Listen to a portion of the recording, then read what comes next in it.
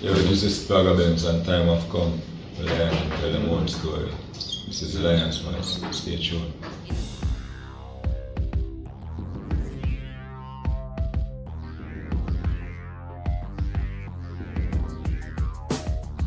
Well, lion voice, tell them that's the people first choice. Lion voice, make the lioness them feel nice. Lion voice, for the lion cubs we sacrifice. Lion voice, got to show the people them the life. Lion voice.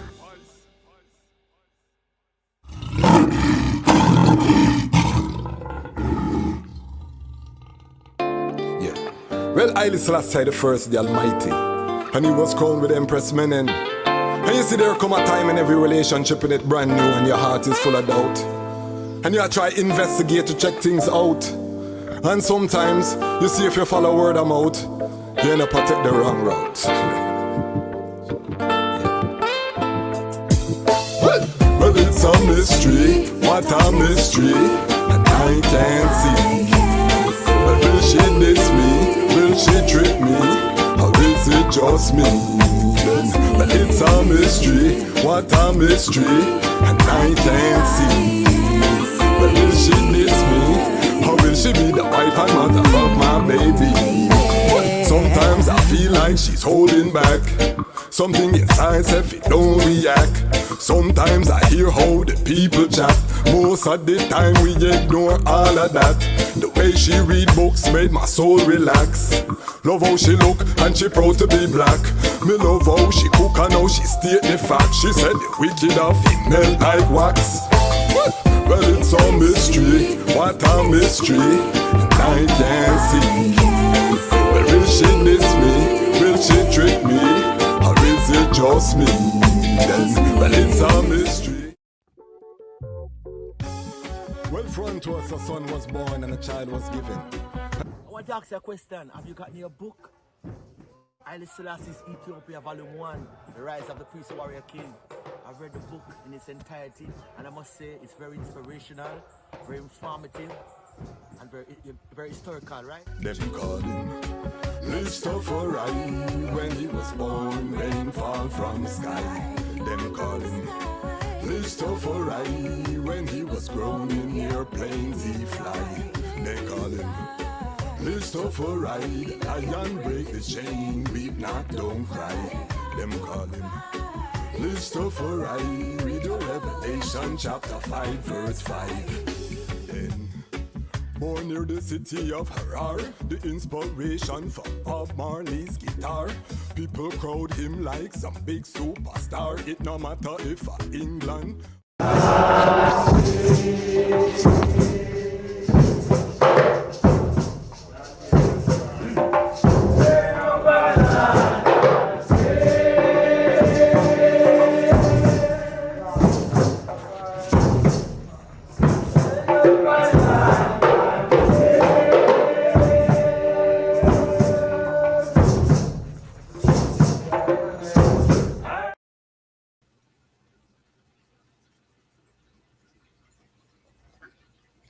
Greetings in that divine name of His Imperial Majesty, Emperor Haile Selassie I. Glory and honor in the name of His chosen Queen, Empress Waziri Menen. My name is Kwasi Bansu, aka the Dejazmatch Kwasi, aka Ras Kwasi, aka the Reading Ras, aka the Pan-African Happy Man. I'm a creative industry attorney, I'm an artist, I'm an author, I'm an actionist, and right now I am the host of the Lion Voice. Welcome to the Lion Voice Network and welcome to Lion Talk Live, where we welcome frontline workers in Ras Tafari and the Pan-African family, where the lions and the lionesses are telling their own story. We have a very powerful guest this evening. I'm very excited about this reasoning because it pertains to some of the history that I came to inherit as a resident here in the Washington, D.C. area. So we have a very special guest. I'm very excited to bring forward the brethren. I'll introduce him shortly. Before we bring our guest, want to welcome everyone. Today was a big day for this network. We debuted our collaboration with I Never Knew TV, interview with Priest Fagan. I'm just coming forward from Jamaica. So if you have not checked out the interview with Priest Fagan on the I Never Knew TV platform, go over there and check it out. It dropped today. Last time I checked, it was over 3,000 views on it. So it's doing well on the platform. But go and check it. Go and support I Never Knew TV. We are expanding the network. We're expanding the programming. So I want to just big up everyone who has been supporting the platform. I'm getting the messages. I'm getting the love. It's a lot happening at the same time, but we are committed to be consistent with this platform and ensuring that Ras Tafari have a premium platform where we can communicate, you know, in our own method. And we are part of the Pan-African family. So of course, you're going to see your Pan-African family here on the platform, but we are unapologetically Rastafari here at the Lion's Voice Network. And again, I have to big up the Lion Pride. Big up the Lion Pride on Patreon. We were at 2 people for over a year, and over the last few strongs, I see the ones them rallying. We're now at 10 Fire Angels in the Lion Pride on Patreon. Big up Shahid, our most recent patron, came in with a strength. Big up Sister Marie, came in with a strength. These are people who are not just talking, they're supporting the platform with their dollars. So you can see the Savannah grasslands are filling up. You know, more lions are joining the pride. So we are building our core here because it's very important that we create sustainable work. So we don't hide that we need economic strength. And the beautiful thing about right now and being a content creator right now is that we have the internet. We have the ability to come direct to the consumer of the content. We don't have to go through the middleman. Yes, YouTube have to take them money. We give on to Caesar what is due to Caesar. However, never before in the history of creation have we been able to go straight to the ones them who are consuming the content as content creators. This used to cost tens of thousands of dollars to set up this kind of simple operation. So we give thanks to be alive, but it's a revelation time. War all over creation is taking place right now. So as we come together, the Rastafari family, the Pan-African family, and telling our stories, we are cognizant that it's Armageddon time. Things are getting rougher on earth. People are suffering. So we want to acknowledge that at the same time. All right. Big up CMAS. Big up Ramia King Design, Ras Lidge family. Again, ones who are supporting the platform. Now, we get that out of the way. I am so elated. This is an elder in the community that, you know, since I've been in Washington, D.C., we see them, man, trotting upright, man, a few words, but the actions speak. Iconic when it come on to radio, and over 4 decades. If you watch our interview with Tony Carr, another icon in the radio in the Washington, D.C., Maryland, Virginia, you would hear this man's name mentioned. His name is in the annals. And I have spoken to Sister Dira, who is another one I'm going to be bringing on. We're putting together the picture of the D.C. Rastafari reggae music community. They're intertwined, you know, because these are the stories that we have to tell. I'm here trying to really make sure that we have these things on the record. So this guest, we're going to talk about Rastafari, the radio. He has extensive experience on radio, you know, playing reggae music when it wasn't popular. We're talking about early 90s. We're talking about, I think even in the 80s, we'll let him clarify so much, you know, in terms of the music and watching the evolution of the music and the message of the music and the potency he's lived through eras, rise and fall, you know, high points and lows. Many stage shows in Baltimore, you would see him as the MC as well. So I just am so honored to welcome to the platform Papa WaBe. Welcome, family. Respect, my friend. Ras And Tafari, yes, I blessing. blessed love to the eye. You never told me if I had a correct lighting, so I hope. That's good right there. That's good right there. Beautiful, beautiful. Yes, sir. Welcome to the Lion Voice Network. Welcome to Lion Talk. Lion, yes, I, yes, I. Lion Welcome, paw, you yes, know. I. Welcome to Lion Talk Live. Family, this is gonna be a very serious reason. So talk to us about where the I was born and your journey to Rastafari. Let's start there. Let's set the context so we can really get into this story. All right. Well, first off, I want to say I give thanks for you and the crew having I. Okay, and I respect what you're doing. Um, we can always talk about shoulda, woulda, coulda, but you are doing it. So I give thanks. And the time is now, sometimes. And we've been blessed to be here for over 60 years to know that everything is in Jah time. It might not be what time you want it to be, but it's always in Jah time. All you have to do is hold the faith and believe for real. And then you will find out. So therefore you will know. But Mama had me in Dover, Delaware, where she was from, and 2 months old came to DC. So that's my hometown. I love my folks and family in Delaware, but DC is my hometown. Okay, Daddy was in the Air Force, so I was the only one of his children born in the States. Okay, so I have two other brothers and a sister. And so we traveled. We grew up that way, open mind, spirit, and it's manifested itself in I to this day. All right, we're daddy. We have 4 beautiful youths, 9 grandchildren. So we really are Papa, and we consider ourselves, an elder. But we're just here to do the work. So I want to thank you also again for having I on your platform, because this is really the second time I've ever been interviewed on this type of platform. I have to big up Sister Peppy Pep Talk, when she was doing her Sister Peppy. So I really respect the I for doing this. Long time in coming, and if there's any way that we can help the I moving forward in terms of guests, other collaborations that we're doing on Reggae Vibe Radio with my brother Ras Tafari, I have to big him up always, because that's the platform I'm currently on.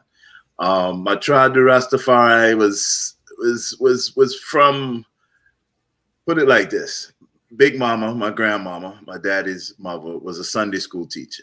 So the Bible was definitely something that I had to read. Okay, and anytime Big Mama was a little vexed at me, then I would have to read more than any of the youth in the class at the time. So when I was 7. I remember asking Big Mama how come our Jesus in her living room or her dining area didn't look like the one in the Bible, and we get a backhand. And from that day, I've been wondering what this whole thing was about. Okay, because like most Black families in the 60s, there was the Kennedy brothers and Martin Luther King and a white Jesus. Okay, so that was reality. Okay, and so I've been searching on that path. Who's who, who's what really happened. I don't know. I wasn't back there 2,000 years ago. Okay, what's going on now? What's going on in these times? And if you read, if you have your mind open, especially your third eye, you will come to see things that other people don't see or not paying attention to or don't care about.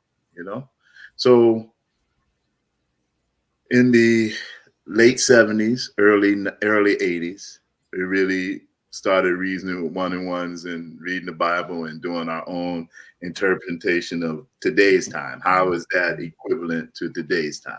How is that relevant to now?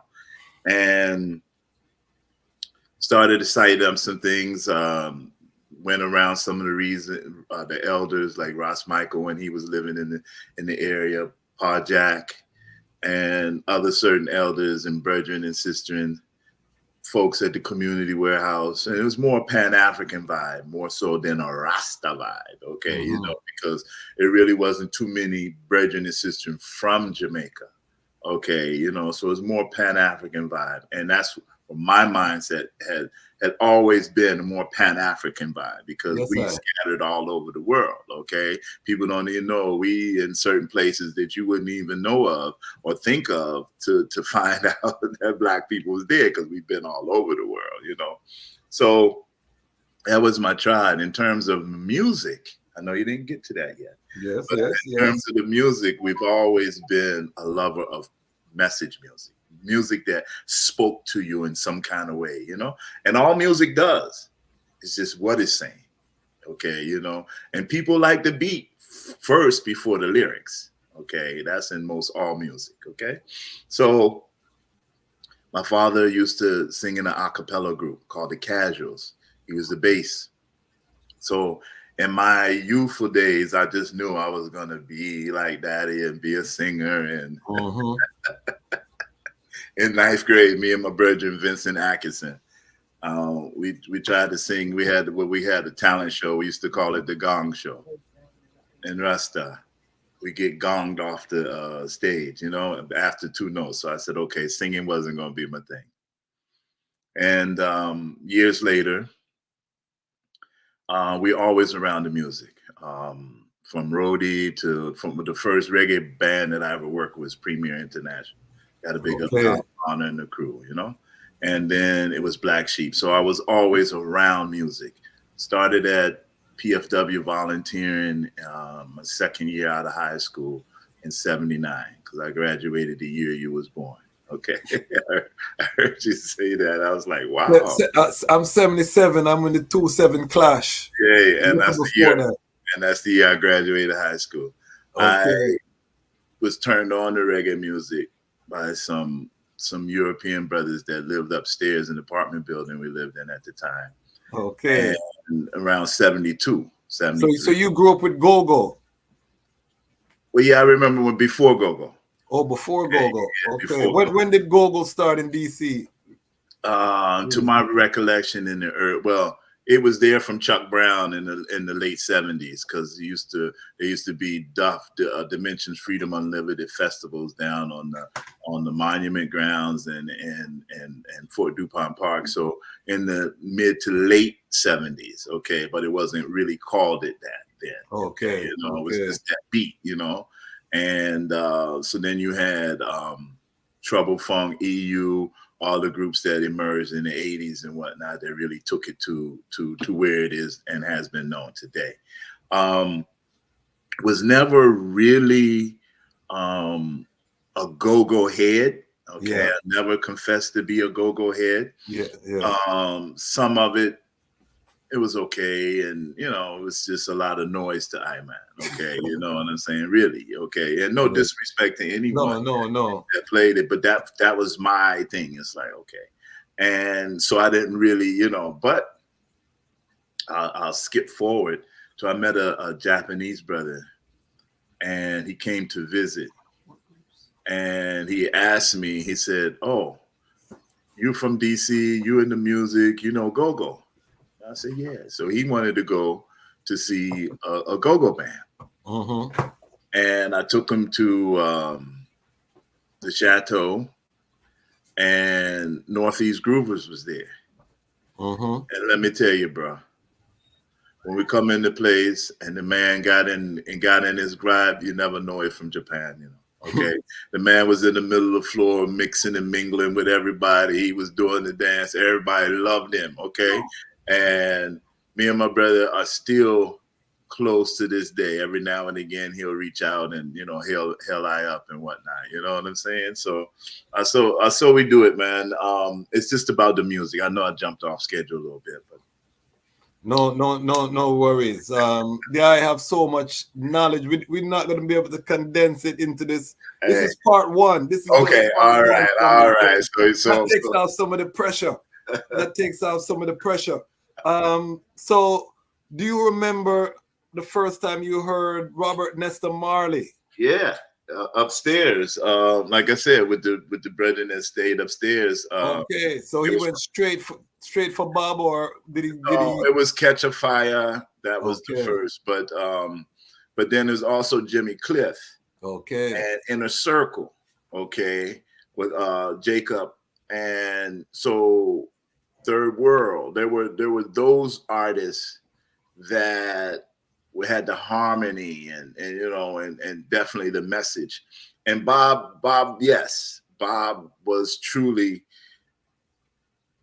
the man. But then there was Dennis, and there were other Dennis Brown. There were other artists as well that I like because I like harmony because my father used to sing, and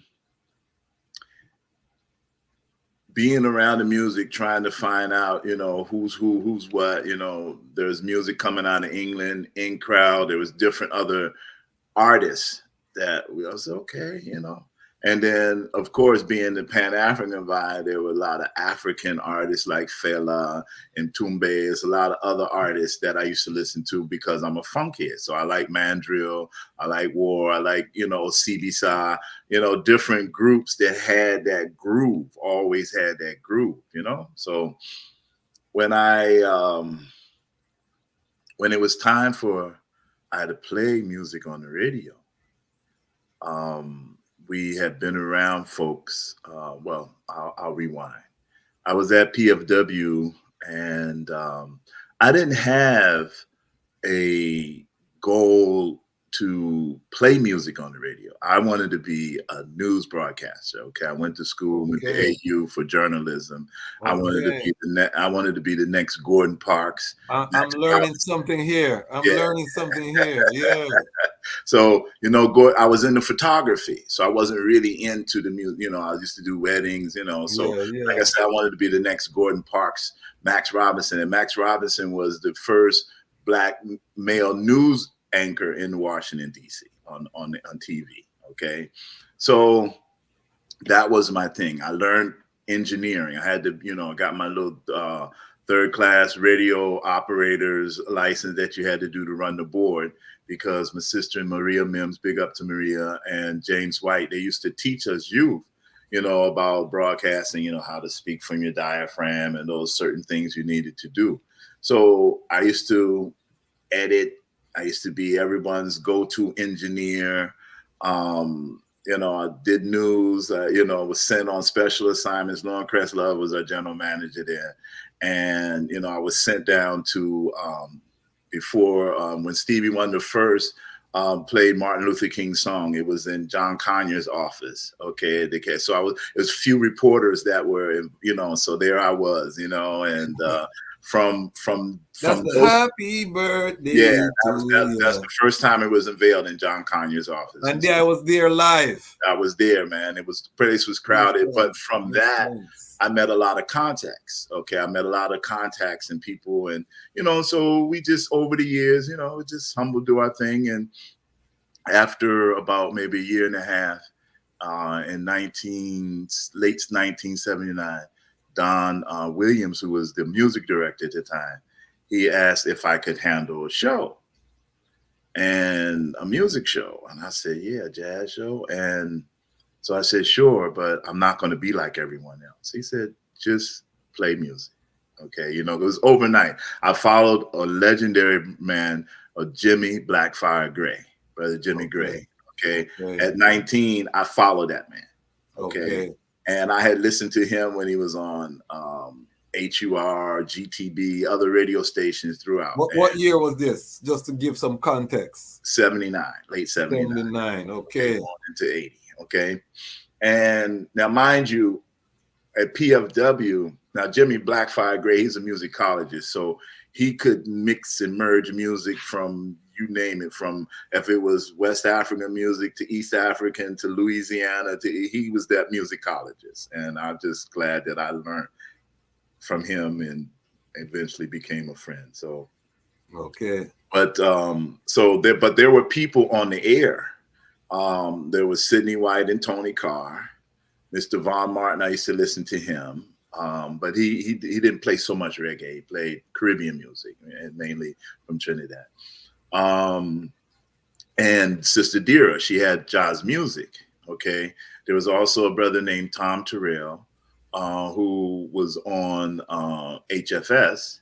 Okay. And then we had a collective, Sounds Like Thunder Collective, with Sandra Ratley, Bar Horton, and a few other folks that would play reggae and other progressive jazz musics. Okay, so that was already there at the station. So how much reggae out of, this is 1979, Washington, D.C., the nation's capital. How much reggae was being played when you entered the scene? Some, not a lot. PFW was the main radio station. You had HUR, you had HFS.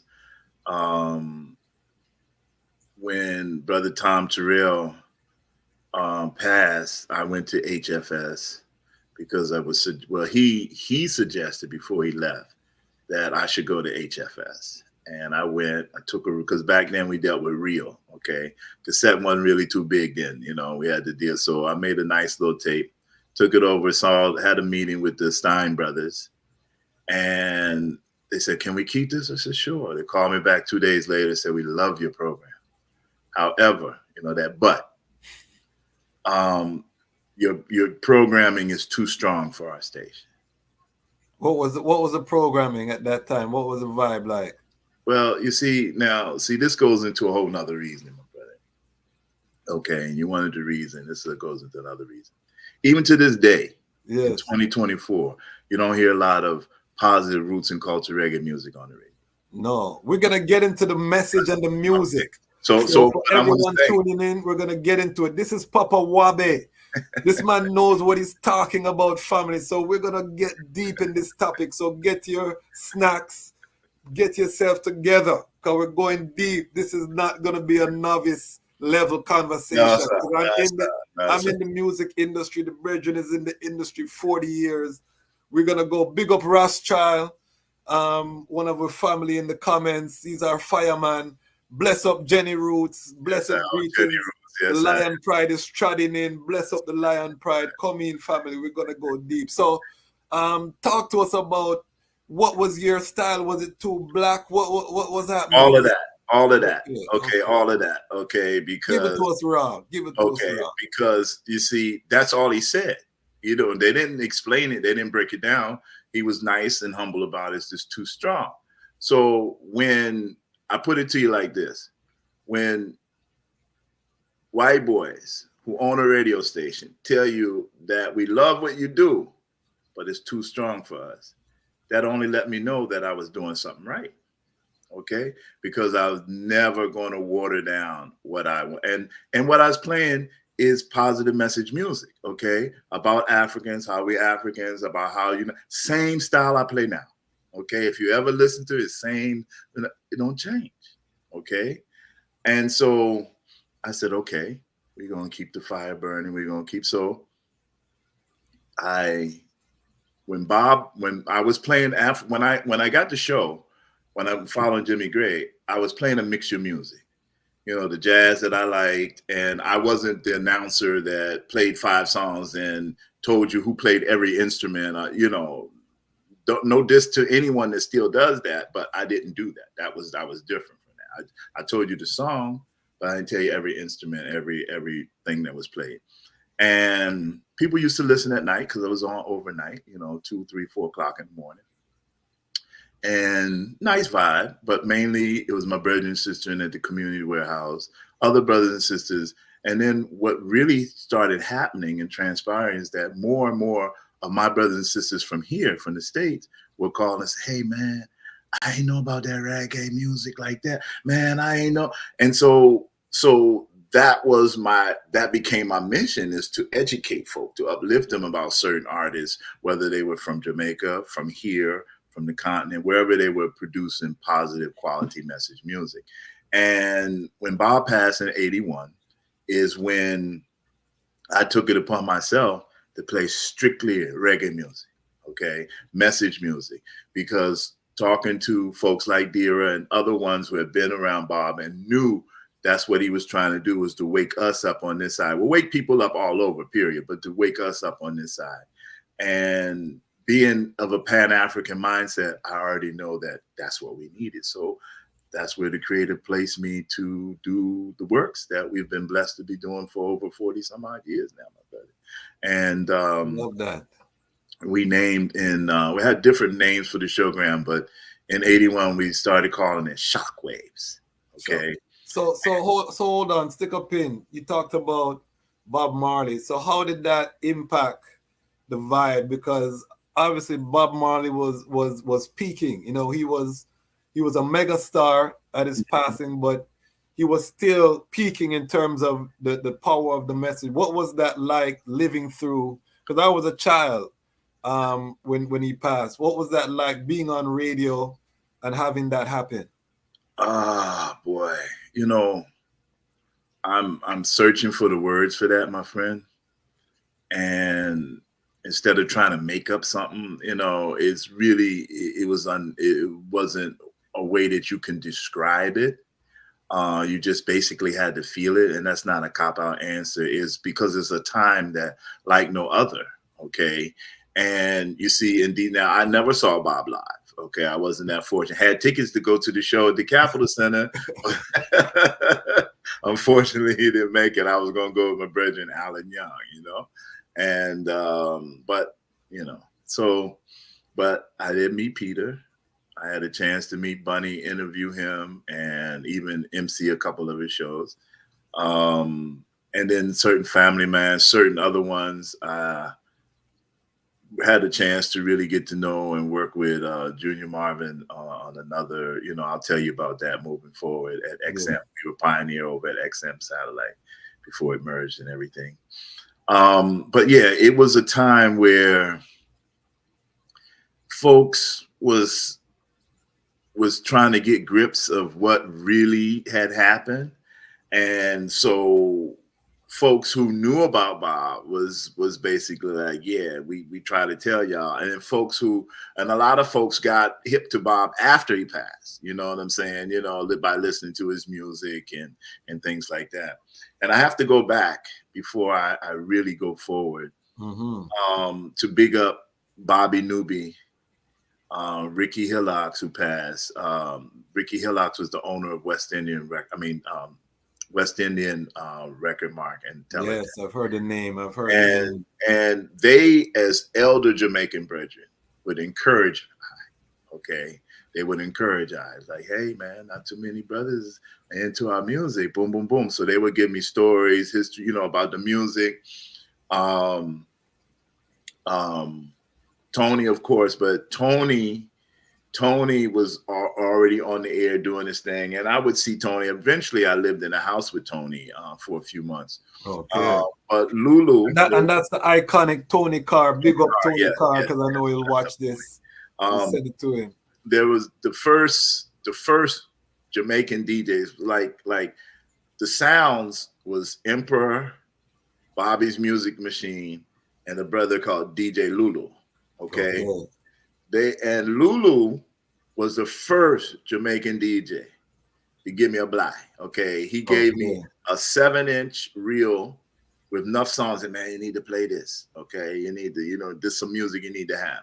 Lulu was that first one. Okay. Even when I went up to the turntable up on Georgia Avenue, which was the spot, and Lulu introduced me to the crowd, and you know, as a yard man, Yachty tough when it comes to you know. So I'm playing the music, and everybody Lulu get on the mic and say some bad words and say, you know who this is. This man play our music on the radio, right? So then we, you know, started getting a little more love, okay, you know. And so, but it was okay because I always had self-confidence anyway. So my father used to always say, whatever you do, even if you're gonna be a street sweeper, you'd be the best, you know. So when I started into the radio thing, that was my thing, you know, to uplift and educate and motivate people. Okay, I don't play any instruments. I don't sing no song, you know, probably need and should get some credits and stuff. But, you know, but that's not what we're here to do. We're here to share and to uplift and motivate people through the song that you may sing, the song that someone else says, you know, just that's my gift, bringing people together, you know. So I had to big them man up because they would encourage I. Okay, they would always encourage I. You know, Steady Fred from Emperor, you know, I come around because that's when sound was sound. Okay, you know, that's when physical. They had the physical sound systems. Right, and you had a selector, and then you had the DJ. Okay, and the selector did all the work. Okay, because the selector not talk on the mic. Selector, see, people don't understand when you see a selector work. The selector don't touch the mic, you know.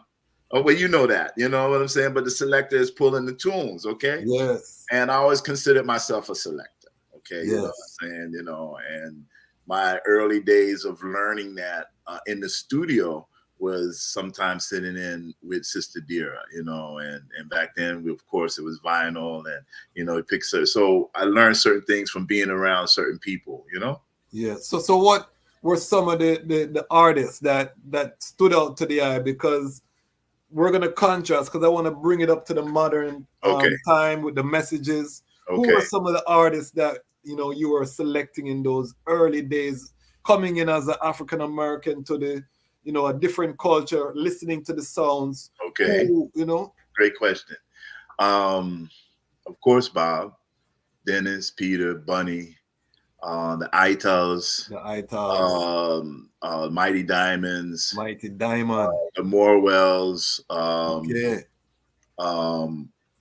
some songs by Gregory,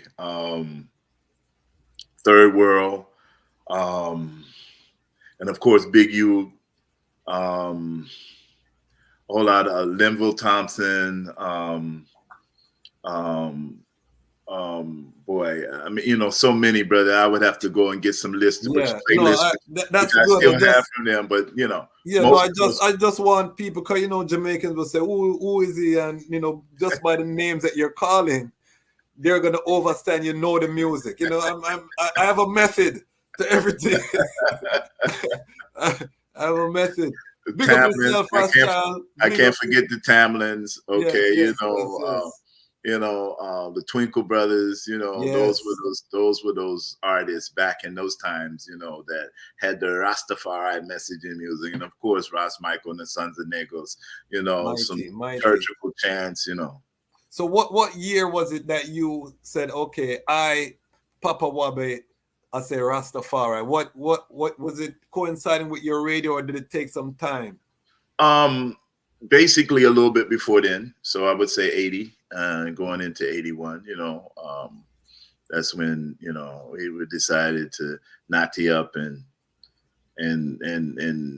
go through with the triad and learn more. Yes. Okay. You know, and of course, see, you're a young man, and people will tell you Rastafari has changed a lot, my friend. Okay. With the advent of the newness of the time that we're living in. Okay. So, you know, what was before is not anymore.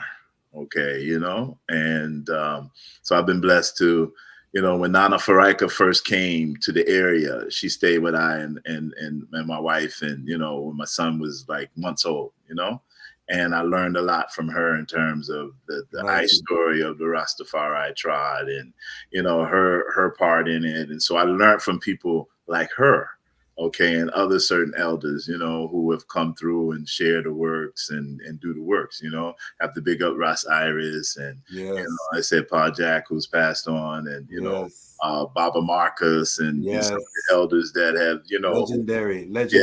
You know, so, you know, so I was, you know, a little young Ross, you know, trying to learn some things, but just upholding what I know and what I've learned and still was learning in terms of Rastafari, in terms of myself, you know, being a young father and, you know, and moving through the whole DC and you in DC and you. DC is different. And I want you to talk about, because we talked to Ross Lidge and he told us about growing up in the crack era, the murder capital. Yeah. So you were there in the height of that, you know, the notorious. I was driving taxi them time. Okay. Wow. When crack came in. And so I drove taxi for 17 years, you know, and I never forget. I was leaving the Bunny Wailer show. I had MC Bunny Wailer and Luciano. We're at the at downtown DC, where they plays hockey at. And the show wasn't really, a lot of people didn't really attend. It was poorly promoted and whatnot, you know. So I remember walking to my cab and brethren said, "Boy, Papa WaBe, I never know a man like you drive taxi." And so I'm like, okay, what that mean, bro? You know, what that mean? He said, "Well," I said, I said, "Tell me what that means." So he started stuttering and whatnot, because you know me, we not back down, So I wasn't confrontational, but I just want to know what that meant. A man like me, because do you really know me? So the sister I was with, she told me the easy, she was from Bahamas. She said, "It's easy, And I said, "No, brother, what do you mean a man like me?" So he said, "Well, I mean, I don't mean no disrespect." I said, "Okay, all of that I get. But what do you mean a man like me?" So he said, "Well, I hear you on the radio. And so you thought I have a Lamborghini because you hear me on the radio. Okay, you see me MC show, you see me with a beautiful sister. So you think I have a Porsche or something like that is what you're saying?" Well, I said, "Well, look, bro, let me ask you something. What's wrong with a man serving his community, working for himself?" And he just froze. And I said, "Right, that's the man I am. So when you say a man like me, know who I am. Okay? All right. I'm from DC. I work for myself, serving the community. Okay." And then he was, "Yeah, no, enough respect. So sometime I hadn't seen the brother in a while, but he'll remind me of that day. "I mean, man, and he still apologized. I said, "It's good, brother, but see, because like I told you before we started the live, a lot of people don't know me. They know my works, and I give thanks for that, okay? Because that's what we're here to do, is do the works. You know what I'm saying? So when I beg no friend, No. in my Jamaican patois way. Yeah. And we are always appreciative of your candor. From I know that that's how you move. So as coming from America, what was the reaction from friends and family? You're starting to hail this Ethiopian emperor. You're talking about Selassie. What was the response? Oh man. Different depending on the friends. Some people are like, "Yeah, that's you. That's who you are." Well, we knew it the whole time. You were different. And then some people, "Why you wanna, you don't know nothing about." What do you know? So I would challenge them, what you know. And it's what they heard. They didn't really know nothing, It's European version of whatever they heard, So it was always mixed, but because of how I stay, I didn't really care what people thought, because I learned at an early age what people think of you is their business. It's not yours.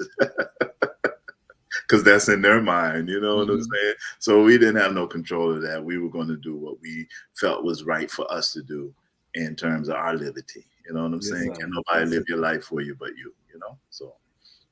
And how do the eyes see the emperor right now? How do I cite the emperor in your chart after 40 years? Oh gosh. As someone to be revered and studied, okay. I think the nowadays Ras or Rasta has become more commercialized, if I can use that word, in terms of selling of everything red, gold, and green. And I have learned not to question anyone's belief, spirituality, how they practice, how they pray, because that's their business.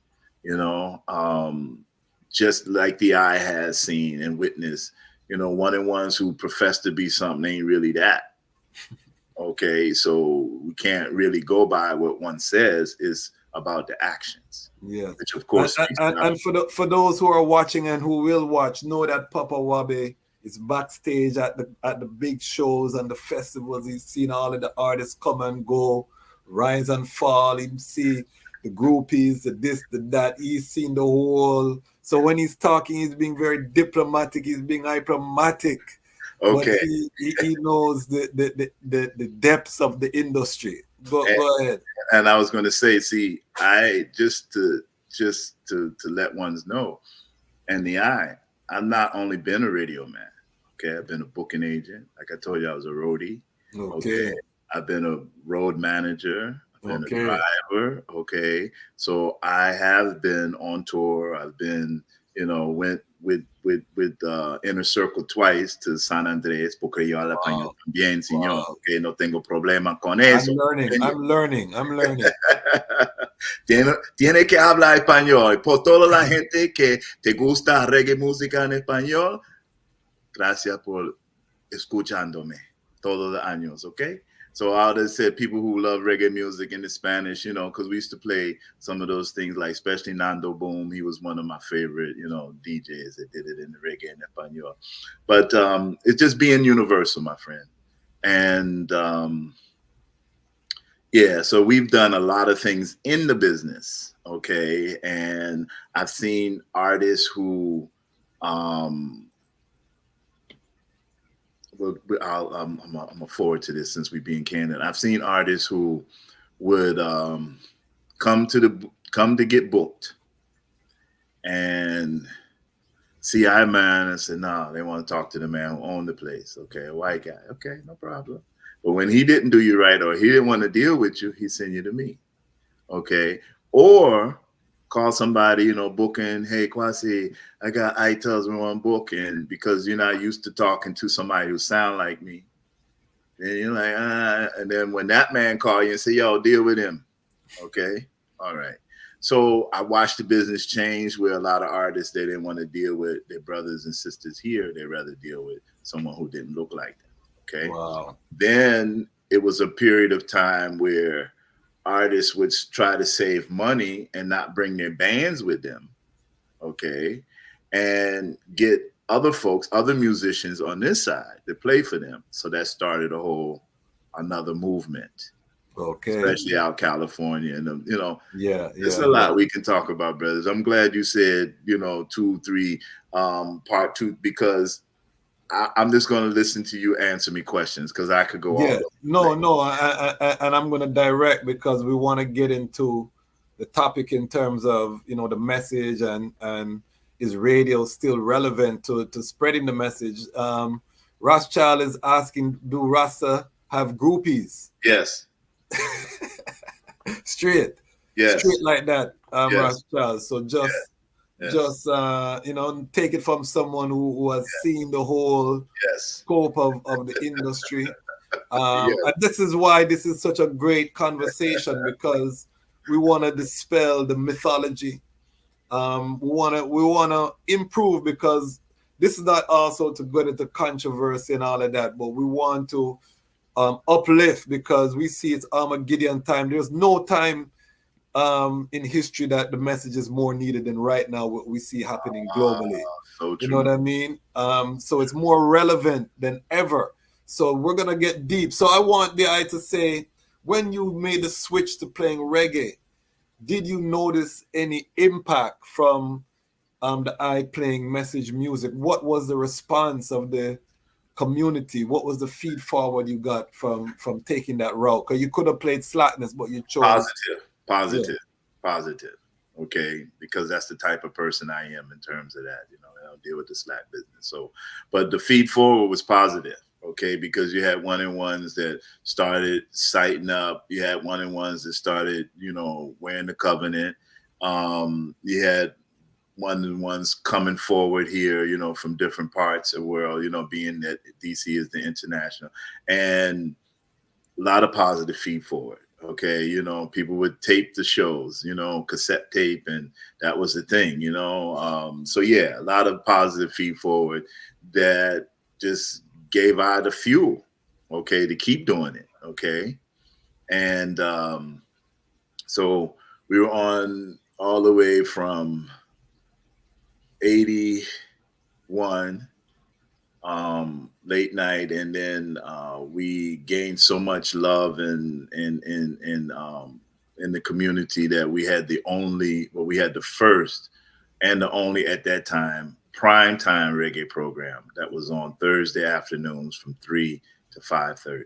Okay, that's drive time. Yes, okay. Mm-hmm. And so hold on, stick up in. Explain for those who are not familiar with radio talk and radio prime time. Why is that considered prime time for radio? Because you got folks leaving school, you got folks leaving work or going to work, depending on the shift.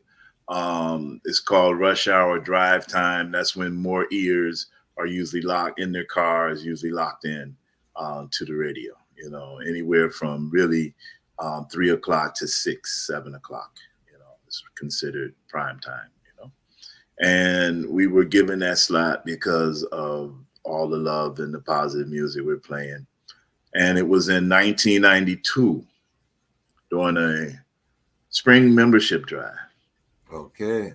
That I had the great and the late Lauren Cresslove, who was our general manager. She was in the studio, basically helping me pitch. Okay. You know, in public radio, that's what we do. We pitch, you know. And Third World was coming to the Kilimanjaro that weekend. So I was giving away tickets. We were doing a drive. And Lauren had just, and I have the tape too, okay, because I used to air check all my shows, you know, and I still do, okay, when I'm online. And so Lauren was just bigging me up how, you know, she know me from a teenager and how I've come over the years and now a husband and a father and just kind of, you know, just telling the people how much I've grown and how much proud she was of I, and, you know, so we had this, I did, and I say it right now and I'll say it again. I made 2 professional mistakes that day. I played a song that I did not preview. Okay. I always preview my songs. Okay. And for all the DJs out there listening, you never play a song that you didn't listen to before. Okay. So, and I had an undiplomatic conversation with an irate listener. Okay. All right. So I played the song, and I tell you, by Mad Cobra. Okay, before Cobra had Flex, before anybody knew Cobra. Okay, the song is called Crucifixion. Okay, it was Easter time, spring drive, and my way of thinking, okay, Crucifixion now, new music, never heard it, don't know what it's saying. I'm just going on the title, put it on, and wasn't listening to it while it was playing because I had the sound down low answering phones. Picked up one of the calls and boy,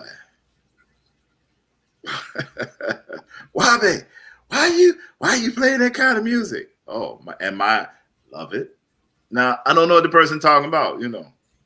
Okay, so based upon that weekend, mind you, I was on a Thursday, so that Friday, Saturday, throughout the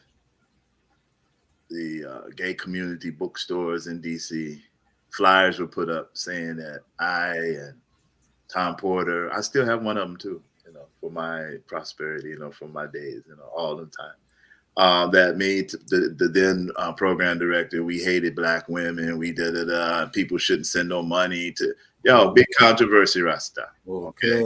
So Monday, I get a call from my brethren, Sidrak Franklin, never forget it. He said, boy, WaBe, they want to see you here. They want to see you at the studio. So, yeah, man. So nobody called me. So I came, you know, and Leon Collins was the general manager. Now, he was for me going on Thursday, apologizing and, you know, boom, boom, which I was up to do because we never really mean to offend anyone. Okay. Yes. Tom Porter, the music director, was like, they coming after you hard, man. You got to step aside, So I didn't have the chance to, you know, humble, apologize for offending anyone. I didn't have that opportunity. Wow. So enough ones in the community were on fire for the decision. Okay. And then some were like, yeah, he need to go. And, you know, them kind. No one ever asked me, Kwasi, for years, and still to this day, actually what happened. Wow. People was already in their corner. They, man, you should know better. How could you? And, okay. Oh boy, let them Baltimore get you, run you off the station. all kind of nonsense. Okay. No problem. Took a year break. People fought for me. Dr. Richard Burnell, the late great Dr. Richard Burnell, who was the Jamaican ambassador at the time. Yes. He called me. Make sure I had his home number, anything, you know, he listened to support listen to you know, you're not that. Gary Himmelflower, better known as Dr. Dread, he had Ross Records, Real Authentic Sound. he came, he wrote a nice long letter to the station, and and showed me that song was never supposed to go on the album. So what he did as a businessman, he recalled and retracted all of those albums and CDs. And it was one of his records. Yes. Okay. Yeah, it was. Yeah, and came out with the next one. I have both copies. I have the original of this album and the original of the CD. Yes, with the song on it, but not. Then, as we know, Carver's next endeavor was Flex. And to this day, I still never played that on the radio. Okay. They fooled me once. No, but I never played that song too. Okay. Yeah. I played some of his music that had something to say, but not that song. Okay? Yeah. And it's funny because that was actually the first 45 I ever bought was Cabra Flex. Okay. So in 93, ironically, his first appearance at the Kilimanjaro on a Friday night, that was my first night back on the air. Okay. Coincidentally or whatever. Full circle. Okay, you see?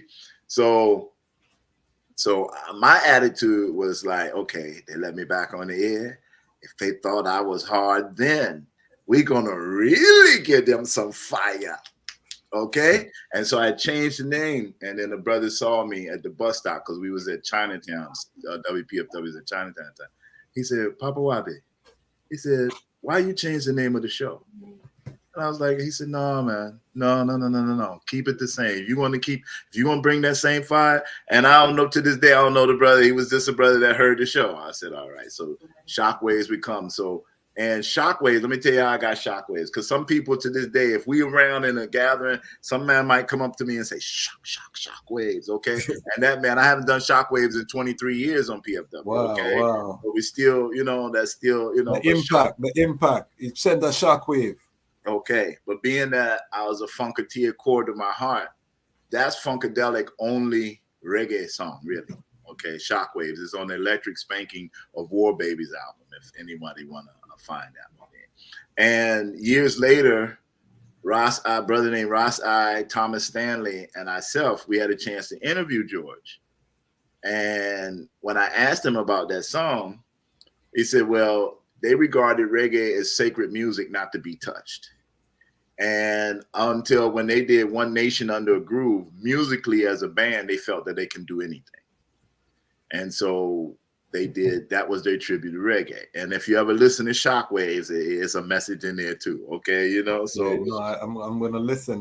There's a couple of songs already. I have to listen because now I have to listen to Crucifixion. Oh yeah. But see, you may not find it anywhere. Okay. Because I have to let ones know that there's a lot of songs that are on albums and CDs that are nowhere on YouTube, nowhere on YouTube. Okay. And I have a whole lot of them. Okay, because here's the thing. Now, let me fast forward. So Shockwaves was on Friday from from when did I come on? So you lost the primetime slot on Thursday. Yeah, but that's okay. That's okay. It's like, okay, let me go back to that now, since you said something about that. So for the first month, that's when everything was hot. Okay. Yeah. Folks wanted me, like, hey, even folks came down and protested at the station in Chinatown. Wow. Okay? Yeah. People called me, yo, you see what they do here, what they doing down here? Okay, all them things. So and what year was that? It's 92. 92, okay. So Sidrak Franklin, the same brother that called me, he called me one day. He said, WaBe, they want me to sit in for you, man, but I can't feel your shoes, so I'm not even going to try. I said, respect, Bridget. So then Tom Porter was playing, but, the man don't know reggae, okay? They was playing anything and couldn't really get nobody to come in that time, okay? So then they called for Tony after a couple months, after about a month and a half, they called for Tony, resident Jamaican, boom, boom, he got the, my brethren, okay? Yeah. So that's how Tony came forward on the air. And then I was on Friday nights, okay?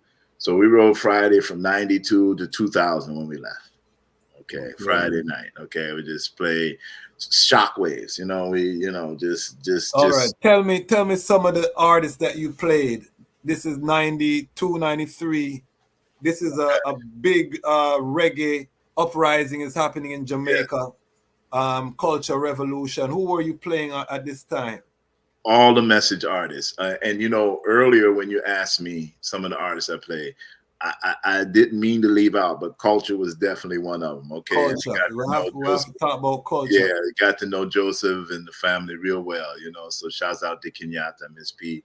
You know, but yeah, but we were playing the same artists. You know, Burning Spear, some of the young youth coming out, Buju Shaba. You know, we were playing them songs, but I did, you know, Shaba. What about that was when Garnet Silk was starting to rise. Garnet, we had the only interview that Garnet Silk did in DC when he came to DC with Tony Rebel and Barris. That show that was held at UDC.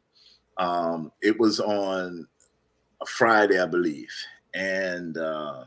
The show was on a Friday, but they came to the studio late. I was on Thursday and they came late. Okay. And there was no one to really, you know, Garnett, his crew was there. And so I asked his sister Jolynn Brooks, whose time it was after the news. They had a show called Black, Beige, and Brown. So I asked Jolynn Brooks if she could just give me like 15 minutes to interview Garnett. And she did. Okay. And big up to Jolynn. And so she did. So we reasoned. And a nice reason with Garnett. And so I asked, did you hit record? Oh, I forgot what. So the show was never recorded. So I always ask whenever I do a live interview, if anybody was out there at them time and recorded that, I would love to hear that, because that was the only interview that Garnett did on the radio. What was it like? What was his vibe like meeting Garnett Silk? Humble youth.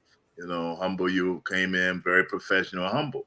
He didn't say too much, but our reasoning was, you know, I asked him certain questions about the music, artists, and, you know, about his liberty, and he was real humble and gave, you know, and see, when you borrow other people's time, you can't stay long. You know what I'm saying? So everything was, you know, so. But yeah, that was one of the ones that got away, okay, in terms of interview. But yeah, there's a lot of young artists, of course, you know, there was people like Coco T and, you know, other artists that we played, you know, Tony Rebel, when he, you know, had songs, and you name the artists around that time that had a positive message, we were usually playing them. And then here in the DC area, you had Determination Band out of Baltimore, you had Mighty Invaders, now Strikers Posse with Sister Ishel and Yvonne.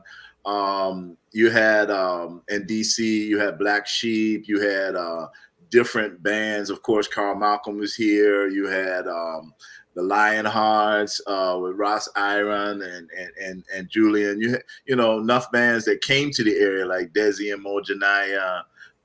You had in Richmond, you had Awareness Art Ensemble, you know, so you had different ones that would travel up and down the East Coast that would come here from, you know, and play music. We had the Kilimanjaro at the time. We had a place in Georgetown. Oh gosh, I was trying to think of the name before. And Georgetown, for those who don't know, Georgetown is a very section of DC. It was historically black, but became the white side of town. Yeah, the Bayou is the name of the place. The Bayou. Okay. Yeah, the Bayou. And then, of course, later on, like I said, Kilimanjaro. And then later on was the Zanzibar, and, you know, different clubs, small clubs. Ibex, can't leave out the Ibex, you know. Ibex, famous DC spots. That was a group that came there and mashed up the Ibex so bad. And they only came to DC one time, the Ras Tafarians. They were from California, okay? You know, so a lot of... Yo, Regin, if we just talk about that alone, you know, I had to go pull out notes, and, you know, because enough artists, man. Sugar Minor, we didn't mention him. You know, you name a positive artist at that time that has message music, and of course Muta and Linton Kwasi and things that were, you know, artists that were coming out. And please explain to the people, because we might have some younger people, that in the 90s, DC was a hotbed of Caribbean culture, of It was one of the spots on the East Coast that you had to come through DC. The nation's capital, baby. Nation's capital. Chocolate City in full effect. Unfortunately, there was also a lot of drug activity. There was all over America. You hear about Shower Posse. This was one of the hot spots of that whole crack. Supposedly, because there was, and sister, when you reason with Sister Dira, she can tell you this more so. And she can elaborate, but there was a thing called Operation Caribbean Cruise. Caribbean Cruise, yes. Nana Faraika told me about it as well. Okay. The Sister Dira can give you a real, because she ended up being the spokesperson in terms of representing the Rastafari community at that time. Okay. You know, being that she's articulate and, sister could really reason. And, Howard alumni family too. All of that. So, and out of that episode or incident, we embraced some brethren. We asked some brethren to come forward on the air, and we had Rastafari voices on the radio. Okay, and the whole object behind that was to drum, to teach, and to share some of the works from His Majesty Marcus Garvey and other folks. It lasted for a while until one-on-ones, didn't really come as much, and I would always ask brethren to not regurgitate what was what somebody else said, but really bring it down to today's time. Can you do me a favor? Yes. Edit this out and put yourself on full screen while you reason. Okay, hold on one moment. Let me hold on one moment. We're gonna give Papa WaBe some time. Family, this is a historic reasoning, big reasoning. We're talking about reggae music, what has happened in terms of the Rastafari content. We have someone who has played conscious Rastafari reggae music on the radio for over 4 decades. So we're gonna get into what has happened to the music. Are we moving in the right direction? The changes that he's noticed in the content of the music. If you have any questions, put them in the comments. If you have not subscribed to the channel, make sure you subscribe. We have a historic partnership that started today with I Never Knew TV. So if you haven't gone over there, you can see our interview with Priest Fig and the Lion's Voice. Now also resides on I Never Knew TV as well as here on the Lion Voice Network. Bigger things for 2004. I want to big up the Lalabella Institute. I'll be in South Florida.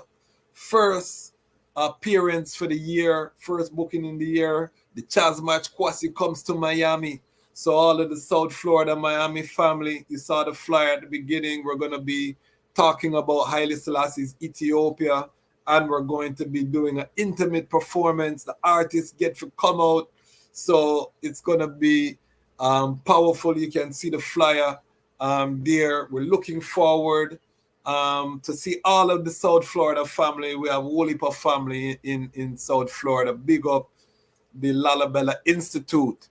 We have so much announcements. We're going to be traveling more this year. We still have a lot of St. Croix content. I just dropped the interview with Jared. It's doing very well on the platform. Jared out of St. Croix, Natural Vibes.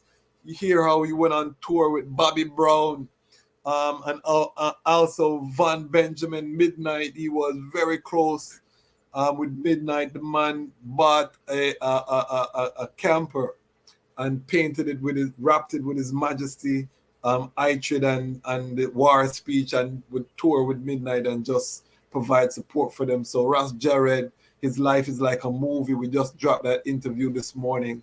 Check it out on the platform. Big up Ras Jared. Big up all the St. Croix family. This is the platform, family, where we're bringing the stories from Rastafari globally. We have Papa WaBe here. We are going to get into music. Is the message still relevant? No. No. The message, well, boy, that's a loaded question, because you still have artists, like your young artists, like your Chronics and like your Jesse Royals, and Give me a little bit more volume. More volume? Yeah, good. Right there, right there. All right. You still have your young artists, like you said, your Chronics, your Jesse Royals, your Kabaka Pyramids, your a lot of the young artists, and the ones not so young, your Lucianos, you're still doing good works, and other artists. And a lot of times it's too many to name, okay? And then you have artists from different islands, okay? John Melody from Trinidad. You have well, anyway, you have enough artists from different islands, okay? You know who I've been checking out? Queen Omega from Trinidad. She's been, and see, the thing of it is, Queen Omega, she just now getting the shine. But Queen Omega been doing things for a couple years now, okay? Quite a few years now. And just like Empress Sativa, Sister Carol doesn't get enough. Yes, big up Sister Carol, big up Empress Sativa with sister and that, So, but just to keep it real though, yes, cultural music is still relevant, okay? There's a lot of it, but you don't hear it. And that's what I was telling you earlier. It's like the only time you hear reggae on the radio, other than satellites, and I'll tell you about that because I was a pioneer along with Dermot Hussey, Junior Marvin, and Wayne Jobson at XM. We started the joint, okay? But that's on another level because, see, commercial radio, or the quote-unquote commercial entity, doesn't want you to play positive message music of any kind, especially reggae. And I say that because all you have to do is listen to the radio.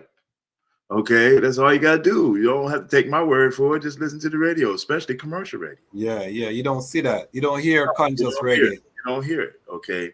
And so you may hear some shows on the HBCU station, okay, either on the weekend, Saturday or Sunday. You may now here where I'm at in Carolina, there's a show in Wilmington that's on a white rock station. Okay, sister does a show there. And there's different stations throughout the country, okay, that are not your jazz, African American, quote unquote stations that may play a little reggae. Okay. That's it. I've been blessed to have my show Reggae Roots and Culture syndicated in almost 50 radio stations across the country. Nice. And the reason why I stopped it is because the sister wasn't paying that, just a little something, folks, see, when it comes to us, folks feel like because you love it and you do it, you shouldn't get paid for it. Okay. Let's talk about the business, because a lot of people don't understand, especially on public radio, they don't pay you a salary. People think you're on the radio, so you're rich. You know what I mean? Talk about the economics of radio. Well, are you talking about commercial radio or are you talking about public radio? Well, talk about public radio. Have you played? You've played on commercial radio as well? No. Okay, but talk about public radio. But I have been paid to play. Okay. When I was at XM. Okay. Yes. That's a whole different thing. Okay. So before we go to the XM, talk about public radio. That would be your NPRs, your WPFWs, your each area have their own public Morgan, it's volunteer is volunteer. You do what you do for the love. Now, when I was at Morgan, we were getting a little stipend because I was a reggae music program director, okay, and host. So the university paid me a little something there, But public radio, for the most part, you're volunteering, okay? So that works with sponsors, people supporting the radio station from their own pockets, sometimes businesses, sometimes, but no commercial sponsors. And me personally, I couldn't ever see myself on a commercial station playing, Bob Marley, We'll Be Forever Loving Jah, and then a Bud commercial come on after. I have done that. Okay, two different messages. So when you subject yourself to those things, then sometimes you got to go along to get along, quote unquote, to get paid. Well, we never sell out like that. And also we got to let people know on commercial radio you have a playlist, you know, in terms of the modern most yes. So when you hear because when you hear reggae on some of these commercial stations, okay, one, it's usually dance hall kind of music, quote unquote, because I still believe dance hall is a place. Okay, you know, but I understand why people change up the names and then to sell stuff, but it's a place, okay? Because back in the day, at a dance hall, a selector DJ played everything, okay? And so when you went to the dance hall, you heard about any and everything, especially from a good DJ and selector, okay? And I have to pick up one of the best, Downbeat the Ruler, Tony Screw. Yes, you know? I know Tony Screw. We had him on a panel. Yeah, Tony Screw told me legendary. Told me years ago we was at the crossroads, and he said, yo, you see you know the thing, man, you know the thing, love it. So you know, sometimes when we get the little block from people who are in it, you know, I said, okay, I must be doing something right, you know, because he even know who I am. He even, you know, so we respect that. So it's different, my friend. So when you're on those stations, you play the One Loves as opposed to Rat Race. Okay, you know, you play the Could You Be Loved as opposed to you might play kinky reggae, but you know, as opposed to Ambush in the Night. You know what I'm saying? Or Crazy Ballhead. You know what I'm saying? Something that, you know, so or We and Them, or you know, Survival. You know, you ain't gonna hear them songs. Okay. Yeah, you don't hear, ain't gonna hear them songs. Okay. And talk about that, because they've done to Bob Marley the same thing they did to Dr. Martin Luther King. You know, somebody told me, I was in Jamaica. I was just coming from Jamaica. Big up the Jamaica family. While I was there, someone told me that Legend was really like a CIA business, because they took out all the militant songs except for War, and then they just kind of sanitized the legacy of you know, that revolutionary side of Bob Marley kind of get left behind. What do you think about that? Do you think that they've tried to sanitize Bob Marley or Of course, and I'm not going to speak too heavy on it, because that has happened in a lot of genres of music, okay, not just with reggae, especially when folks have passed on, okay, you know, we want this version, we want to show this side of him, we want to, you know, play this music that speaks to him. So, and you know, enough respect to the Marley family, because they you know, all them who are in the business are doing their thing and making it happen, you know, and keeping the legacy alive. So definitely. And we don't know who's who behind what, so some things we just observe, my brother, you know what I'm saying, and that's just one of them. Okay, and that's a fair point, because it could also be the family that, you know, really want to push the one love message and the love message, and you know, we have to allow for that as well. It's our job to really play those songs and keep that fiery side of Bob alive, because that's one of the things we really love in terms of his role in inspiring, you know, the liberation movements in Southern Africa, along with the other reggae greats. Exactly, that's what I was going to say. It's not only him alone. You know, you got Culture, you got Burning Spear. You know, their messages is just, you know, is also powerful. You know, you have the Mighty Diamonds. You know, you have other groups with their powerful messages for us as Black people to wake up in this time, okay, and to know who we are, okay. You know, like Mighty Diamonds, one of many of my favorite songs by them, but one of them, When Did We Lose Our Identity? Okay, you feel me? You know, so, and then, you know, so it's like, it's a lot of those songs that ask the question because of what the brother and sister were dealing with at the time, and still we're dealing with. Okay, you know, but you know, it was a time when wearing dreadlocks really meant something. Okay, you know, now you were taking a risk. All of that, not anywhere. Just, you know, I used to drive taxi, and and had dreadlocks. So of course, you know, he gets stopped by Fairfax police or someone, you know, first they trying to deal with me like I'm a foreigner. And then after they check everything out, they come back, okay, sir, here you go. So now I'm sir, okay. I didn't, you know, but now how I deal with it, how I have to deal with it. Well, as a black man in America, you know, just cool, show me credentials. I'm not doing anything illegal, you know, but I know it was a covenant. Okay, you know, so from my own people, some from, you know, of course, you know, a lot of times you wear dreadlocks. You're Jamaican? No. Well, where you from? My mother. Where you want me to be from? Okay. You know, that's usually my answer. Okay. And so it's the stereotyping going on. Okay. And, you know, which is okay. It's not. But, you know, it's how you deal with it. So it depends on the mood I am. No, but why you asking me all them questions? And now being from D.C., okay, so enough feds here. So what you doing? Writing the dossier? What you trying to find out? What you need to know? Okay, why you want to know where I'm from and all? Why you asking me all them questions? You didn't even ask me my name. Okay, those are my responses. That's how I act. You know what I'm saying? I'm gonna be doing a panel this year about Rastafari in DC with Brethren from DC. I want to invite the eye to that panel with Ras Lidge, I want Ras D, and a couple other ones who you gotta make sure Sister Deer is on that panel. Yeah. I'm going to talk to Sister because I think it's important for people from, you know, Rastafari in the Caribbean, Rastafari in Africa.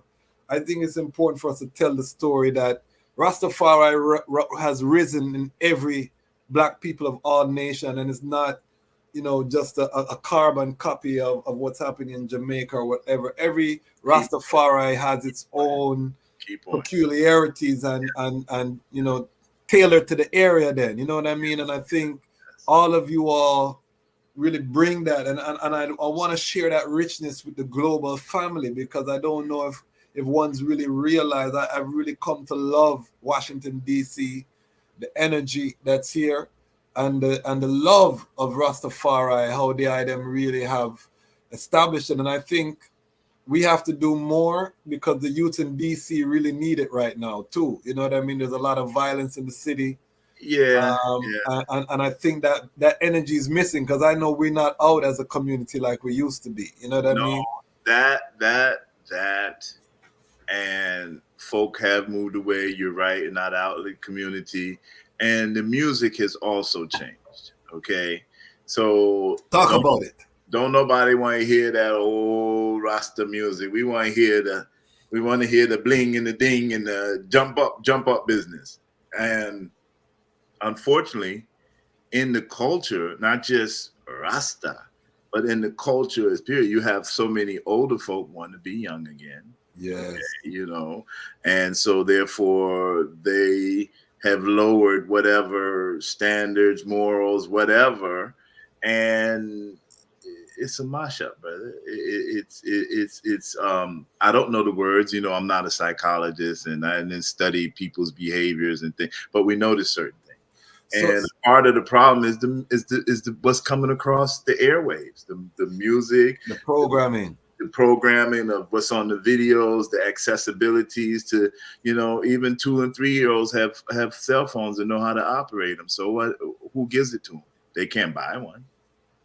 Okay, you know, so it starts with us as the adults, as the papas and the mamas and the babas, and you know, it starts with us in terms of educating the youth and teaching them, and then okay, you do that, and then what? They have access to a device. Do you think that we've regressed as a Rastafari community? Do you think the vibes are stronger in the late 70s, the 80s, coming up into the 90s? Do you know, what's your, as an elder now, you know what I mean? What is your, you know, 40 years, I think we can qualify the easily as an elder. Now, what you know, what is your assessment of what the I see, you know? Oh boy, that's a serious, in-depth kind of conversation. And I have a very good follow-up question too. So, well, we definitely is regressed, and you know, community is not what it used to be. A lot of the youth, a lot of the schools are not there in terms of the community and raising youth. And then folk have, in some many ways, have been disillusioned, okay, and decide to make another trot in whatever else it is in life and liberty, okay. A lot of people have left the movement. That's another thing. Yes. When you've trotted this, you know, I've trotted over 2 decades, and I've seen a lot of people go. So I know in your 4+ decades, you've seen a lot of people put on the covenant. You see them clean, you know, as Max Romeo says, 1 step forward, 2 step back. One day you're dreadlocks, next day you're a bald clean shave. We've seen that in real life. And Morgan Heritage said you don't have to be dread to be Rasta. Well, that's another thing. Okay, we have ones who don't have the locks, who still love Rastafari, love His Majesty. Exactly. As well. So it's both sides. Some don't look like us. Yes. Okay, in terms of skin tone. Okay. And then well Rasta in terms of how they live and try. Okay. So that's the next thing too. Yes, yes. Okay. So that's the next thing that folks don't really like to talk about. Okay. And then some folk do talk about it, because if you really check for His Majesty, Rastafari don't have no partiality. Okay. When it comes to who can cite up and praise him, praise His Majesty. Okay. Yeah. Let's keep it real. You know what I'm saying? Yes. So that's the next thing that folk don't really like to talk about. And so therefore it's just until the color of a man's skin is of no more significance, the color of his eyes. So the next question I have is, are we getting the music that we need for these times? You know, we have a ethnic cleansing probably going on in the Gaza. We have war in the Congo. We have war, Ethiopia on the brink of civil war. We have, you know, global catastrophe. We're coming out of a pandemic. We were locked up in our houses for 2 years. Are we getting, is the music, reggae music, Rastafari music, is it matching the times, or are we getting the sound that we need right now from the music? That's a very interesting question. Some, I would say some, not a whole lot. We are getting some. It depends on the artist you're talking about. See, that's when you get into artists, okay, where the artists are coming from. Okay, you have some artists coming from the continent. You have some coming from Jamaica. You have some coming from the States. So you are getting the music, but then, and the music is coming out, but it's how is it getting out? Okay, you see what I'm saying? Is how is it getting out? Is it on the streaming platforms? We're on Reggae Vibe Radio, okay, reggaevibradio.com. Ras Tafari has a platform, and we're not the only internet radio station. See, that's where things are good. You don't hear it on terrestrial as much. The Sirius XM channels really, you know, they're not what it used to be when it was just one with us, you know, on the joint. And so what folk have tried to do is cater to different types of people, mainly the young folk. Okay, that's who's supporting the thing, who's buying it. So what do they really like? What do they really get? And what is the message about now? Partying, let me see how many gal I can get, show off, bling off. So, you know, yeah, Rasta, you have to look neat and nice when you go out, but then is that what it's all about, wearing a name brand or a Kwasi brand? Okay, should I wear Kwasi or should I wear a next somebody on, you know? So are we supporting our own? You know, it's a whole lot of that wrapped up in it, brother. You know what I'm saying? It's a whole lot of wrapped up in it. I remember one time people used to say, check where you get your Tams from, because it might not be original, or it might be from the China.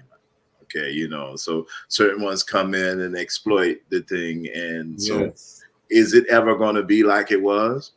I doubt it, because nothing ever goes back to it's not going to be how it was. But I on this channel, we say that the glory days are ahead of us. The golden era are ahead of us. Okay. That's what I was to say. It has to move forward. It has to be the next iteration or iteration.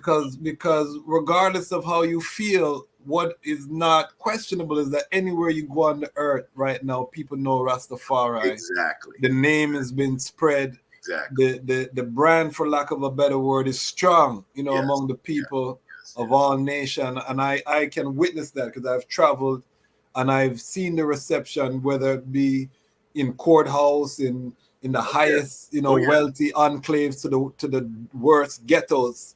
You know, the name of His Majesty stand predominant. Oh yes. I can witness, I can bear testimony to that in my own personal charge. So in terms of as a radio personality, I want you to give the people some of the just throw out some names if someone is you know wants to, you know, feed their cultural desire right now, 2024. Throw out some names of the artists that you're playing right now, if, you know, that they can expect to hear on Reggae Vibes Radio, and then tell us about how this latest project came into being with the eye. Okay, now because I'm not a normal kind of selector. Okay. See the glasses come out, you know, you get serious on us. Well, no, is that so I can see? Okay, that's why we wear them. Okay.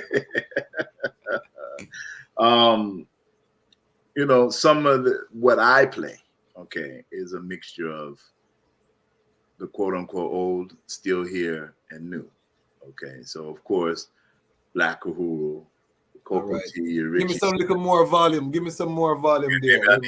Maybe I need to talk a little closer. How about that? Yeah. Just give me a radio projection. You're very comfortable. We're the lion voice. Mic. Okay, I need to be on the mic. That's why I was trying to hook up the mic earlier. No problem. Just but no, your Admiral Tibbetts, your Al Campbells, you know, Steel Paul Steel, your Bunny Wailer, your Michael Rose, your Sugar Miners, you know, a Half Pint, you know, your Maccabee, your Hemper Sativa, of course, Zana Romeo, the daughter of Max Romeo, Rima, Luciano, you know, Mighty Diamonds of Sea, and there's a young youth out of Gaza by the name of, or I should say, Palestine by the name of MC Abdul. Okay. Young youth, you know, and he rap and, you know, have a nice little rap thing. Isa Lineage, of course. Big up Isa Lineage. Of course, my brethren, Perfect Giddimani. You know, he's a very talented youth. The Real Storm, you know, my brethren, you know, Lenny Curlew, Tony Roy, you know, Ja Works, you know, The Flame. You're going to hear Rankin Joe, Tough Like Iron, Queen Makeda. You're going to hear Queen Africa, you know, so Turbulence, The Future, Rebel Lion, The Recaller, you know what I'm saying? You know, yeah, so, you know, enough artists that we play and that we have shared and still more, you know, of course, Stephen Marley, my brother Squidly Cole, Junior Gong, okay, you know, Kimani, all of them artists, you know, because they still have relevant Yami Bolo, Protege, you know, like what he's doing with his with Savannah and them, you know, I said Jesse Roy, Kalia Rose, okay, Kalia Rose. A brother named Ayasite, he just passed a few months ago, a terrible bus accident in Jamaica. Young brother that a sister brought his music to I to say, listen to this young bro, Ayasite, positive message, you know. And of course, Lucky Dube, you know. Lucky Dube, the great. You know, yeah, I mean, man, you know. So, did you ever meet Von Benjamin? Of course. Oh, okay, let me tell you. Okay. Of course. Okay. Now, let me tell you the midnight story because, you know, they came to live in D.C., right? Yes. So when I was a booking agent, a sister called me, I think her name was Madeline from New Jersey.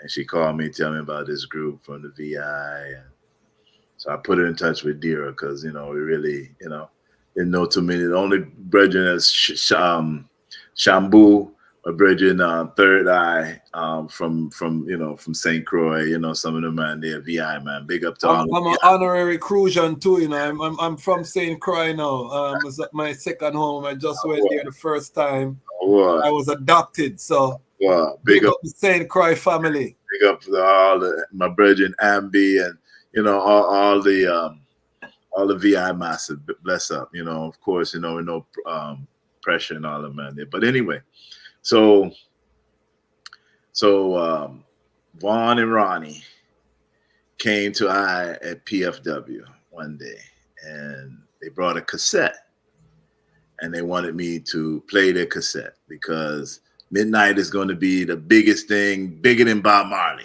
That's what they told me. Okay, and I said, all right, even if that's the case, I don't play cassettes, so give it to me on a reel, 7-inch or 12-inch reel, or give it to me on CD. But I don't play cassette. There's only one cassette I ever played, and that's Sister Jean Beneath the Breeze. Skip, you fool, you never go to an African. That's the only cassette I ever played. That's how I know, because that's the only one I ever played. Okay. Reach Out International Records, Roar. Okay. Amy, the night nurse. She was doing her thing back in the time. Okay. So only one I ever played, cassette I ever played on the radio. Okay. Because people don't know it's very difficult to play cassette on the radio. Okay. Yes. So anyway, so the man, all right, yeah, you're gonna see. I'm like, I'm not doubting y'all. Okay, I'm not fighting against y'all. It's just that I don't play cassette. Yes. Okay, simple. So they did their thing. They recorded their first album unmixed. Not mixed, anything. And who they come give it to? Me, because I would play it. Okay. And it didn't get too much traction. Now it's a classic because, Vaughn is no longer here physically. So now it's a classic, okay? But, at the time, it really, because people say, man, you got to mix, man. You got to have some mix, And so they did. And, of course, the story is legendary now, okay? From Midnight to Akibeka, enough respect to them and their tribe. But, yeah, of course we know Midnight, okay? Of course. Of course. Ask them if they know I, okay? And I would love to hear the stories, you know what I'm saying? Yeah, but we know Ras Batch, all of my name, okay? Ras Batch used to live in Virginia, you know what I'm saying? Yes, I realize that, and I have a Ras Batch interview that's gonna drop on the channel. We just did Ras Jared. I have a whole St. Croix section that's getting ready to drop. So Ras Batch, big up yourself. I have a Ras Batch drop, one of my favorite drops. Yeah, man, Ras Batch, So yeah, all of them, man. But see, we play their music when nobody really knew about them. They come to me and say, see, we're always prided ourselves in playing artists who lived in the area. Okay, we're not really call them local artists. We call them international artists who live in the area. Okay, reggae artists, musicians who live in the area. Okay, so when we left DC and eventually went over to Baltimore, we still got the same kind of love. Okay, you know what I'm saying? And anyway, my brother, we can go on and on about this tribe. So like I said, I'll let you ask me. Yeah, no, I love it. Have you ever played at the Dejazmatch Kwasi on the radio? Of course. Okay. Of course, your love song and your message song. Okay, we played it. We played it on Strict. And as a matter of fact, I'll let you know. But yeah, we played your love song on Strictly Lovers Rock.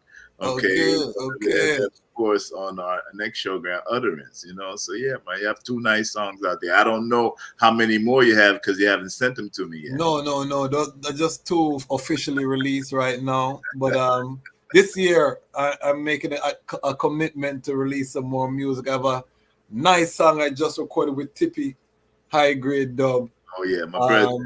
Yeah, but we're gonna put out this year. That's gonna create some noise. I know. Look, Tippy, Rosmel. Listen, man, all of my brethren, okay, because they always send out music. And they know it's going to get played because it's quality music. See, that's my thing, quality, and have to say something message, okay? Now, let me tell you about Reggae Vibe Radio. How I got with Ras Mahdi was that somebody told me that my showgram on EAA was broadcasted on this internet station. I'm like, what? Because at the time, EAA hadn't really been doing broadcasting on the web yet. Okay, our thing wasn't set up. So I'm like, so one day, something I don't know if it was anyway, I was off the air that day. So I said, let me give it a listen. And I heard my show was, you know, it was an older show, you know. So I called the brethren. And he said, oh, yeah, Papa. You know, he didn't know if he wanted to really, oh, Papa, yeah, man. I said, yo, you running the show? Yeah, I hope you don't mind. I said, no, I don't mind. I said, you know, it's like you sharing. A lot of people, they don't hear this, okay? You know, the time on your format. So give thanks. So when I left EAA and started just running my syndication show, because, you know, eventually I was told where I get paid, and, you know, it's okay. And more, you know, from Alaska, Midwest, up to certain places, down North Carolina, different places my show was being played, okay? Mainly on public radio, of course. Yes, yes. So my brother, we stopped doing the syndication, and then Ras Tafari would run the shows still. And so I wasn't on the air. Syndication shows he was running, and then I told him, I said, one day, I said, yo, stop running them because they're old. He said, well, you got something for me, Papa? I said, no, right now, because I was trying to take a break from radio. Okay. You know, I had starting to build my sorrow business, and, you know, just want to take a break. We got to talk about the sorrow and the health part of it too. Yeah, that's the next part. Okay. Yeah, that's all the trials and tribulations. We're gonna touch on that because people may want to order or support the business who are here locally. Yes, but we'll get to that. So Ras Tafari, talk about it. So Ras Tafari, I thought about it. I said, okay, I want to come forward again, but I want to use his format because I listen to other internet stations. I mean, when they first started, Tony used to have an internet station. Super Slice used to have an internet station. So we were not unfamiliar with internet stations, okay? But now it's a big thing, and a bigger thing, I should say. And so I thought about it. I was on with the musical PM, Neil Matai. I was on his station for a minute. And then I decided I want to be on a format that play reggae. Okay, positive reggae. And that's what Reggae by Radio is about. And when I reasoned with Ras Tafari and I asked him, I said, how did you, what made you want to start this station? He said, well, he moved from Philly to DC. And he was asking people, where can I find some roots on the radio? And they said, well, you should check out this brother named Papa WaBe. He's in Baltimore, but he used to be in DC. So he said after a few times of listening to he wanted to do a radio station that played the type of music I played 24/7. And so when he told me that, I never knew that. But when he told me that, I was like, okay, whatever I can do to be a part of this, let's make it happen. And so when I came with the showground, I said, I'm going to come differently. People know me for roots and culture, burn fire, Ras Tafari vibe. I'm going to come different. I'm going to come, but people never really heard me. I didn't play too much Lovers Rock. So not that I had anything against it. I just never played too much. Okay, so I said, I'm going to come with a Lovers Rock show. Lovers Rock. And that's why my theme song, the Prince Allah Rasta love song. Some people think Rasta don't deal with love. Okay, they are wrong. That's part of the revolution. That's why I start the relationship topics and relationship show, because love is part of the revolution. If man and woman don't come together, everything else don't matter. Exactly. So my format is uplifting positive love songs in a reggae, R&B, soul, and funk style.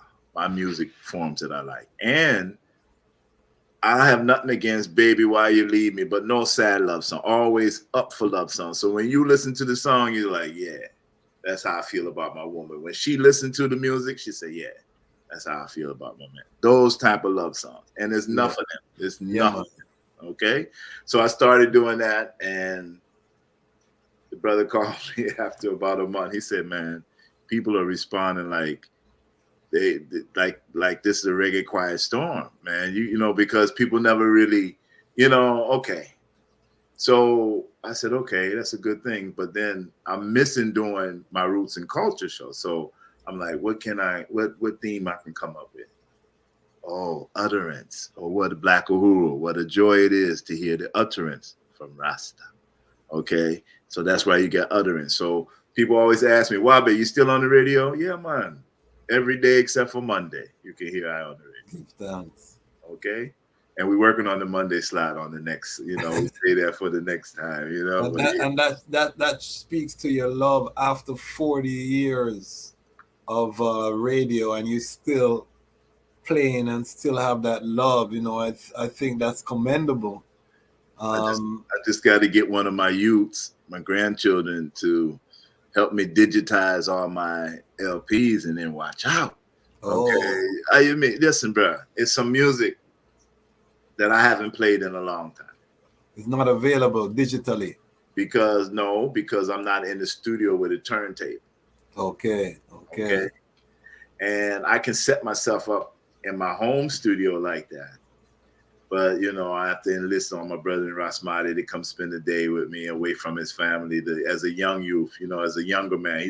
Y'all about the same age, okay? Yeah. So, to help me set it up, because I have the right stuff. I have, so it's just about, you see how I was fumbling around before we got started. Yeah. Well, we made it. And that's the important part. So we're just getting started. I have a youthful Irit, even though you're elder.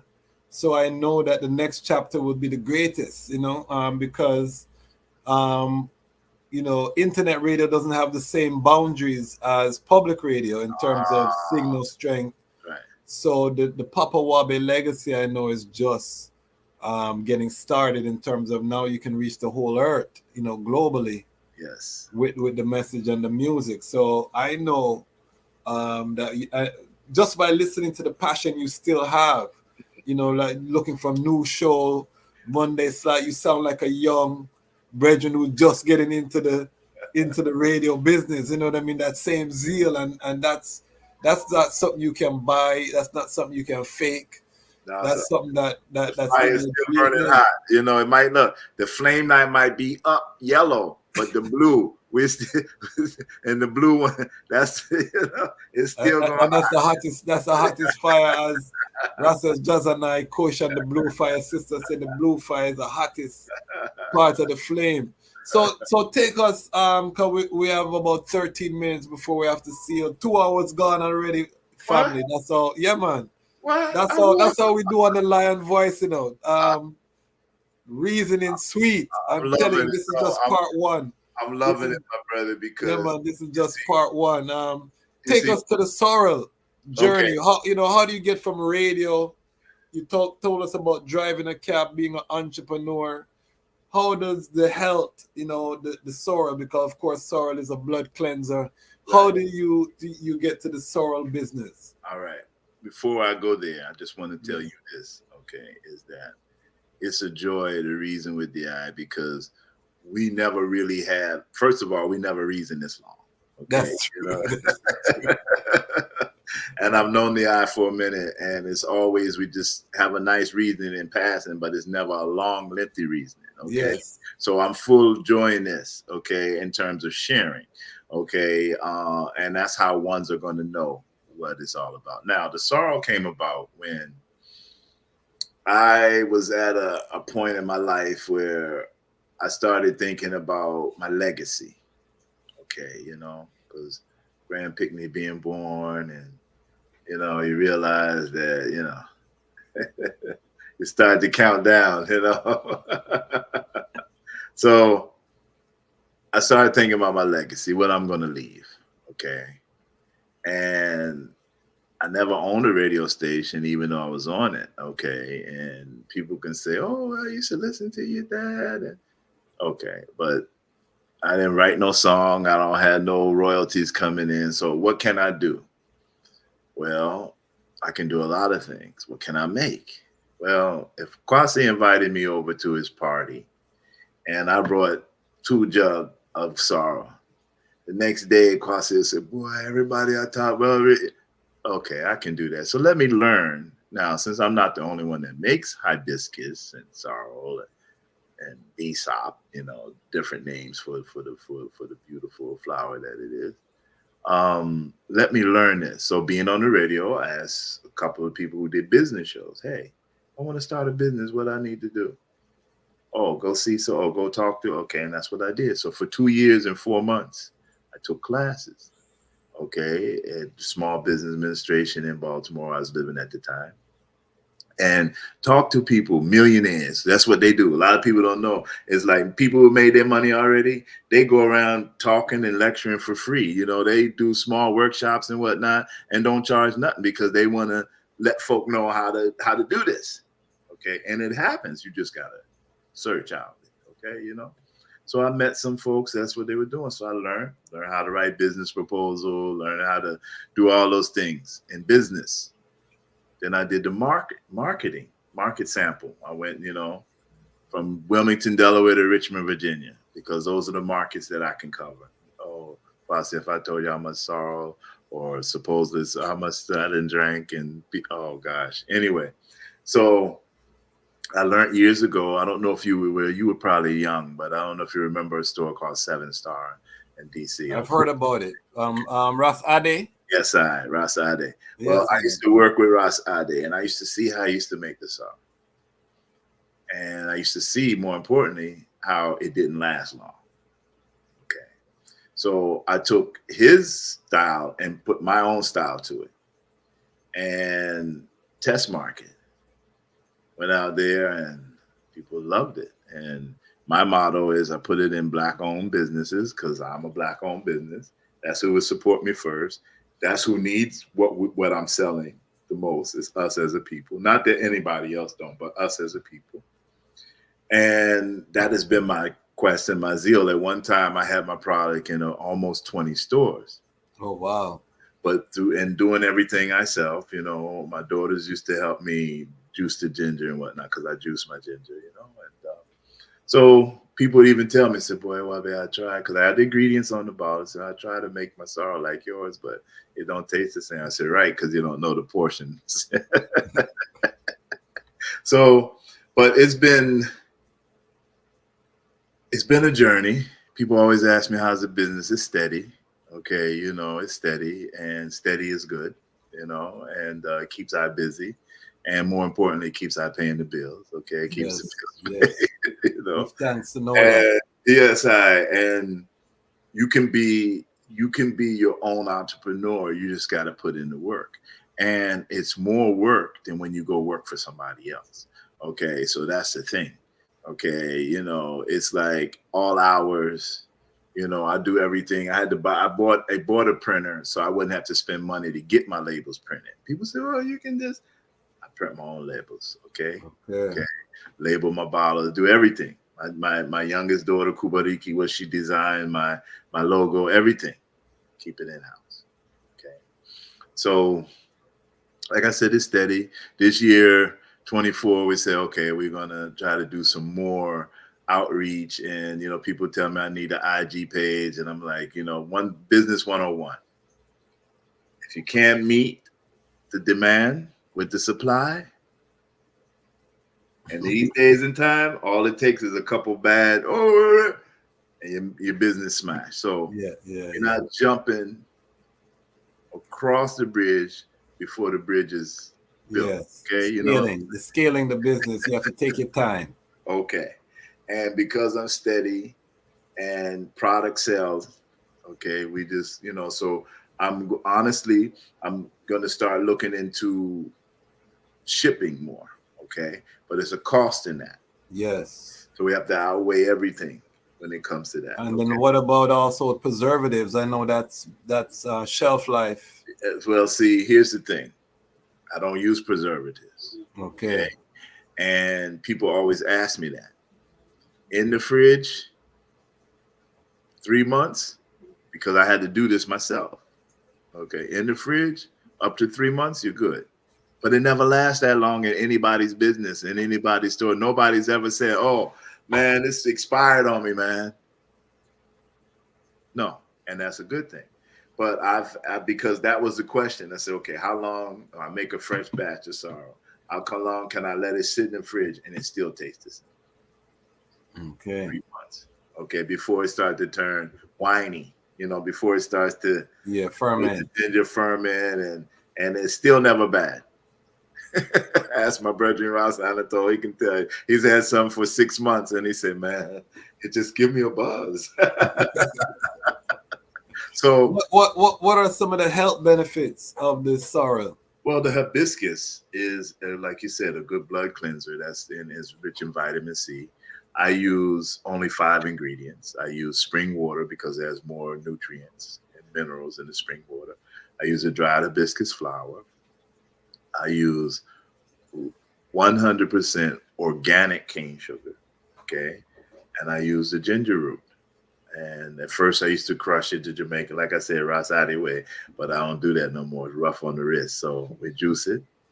And the last ingredient is plenty of love, okay? So when people try to figure out what's that taste, I said, that's that love you're not used to getting in the product, okay? You know, so boom, there it is, you know? So I know you're going to post my information. Yes, it's going to be in the description. Yes. So you can support and direct. And also we'll put a link to Reggae Vibes Radio. Reggae Vibe with an E, not Reggae S. Vibe. Yeah, because there is a Vibes with an S, but that's not us. Okay. Go to Reggae Vibe Radio. It says strictly positive music.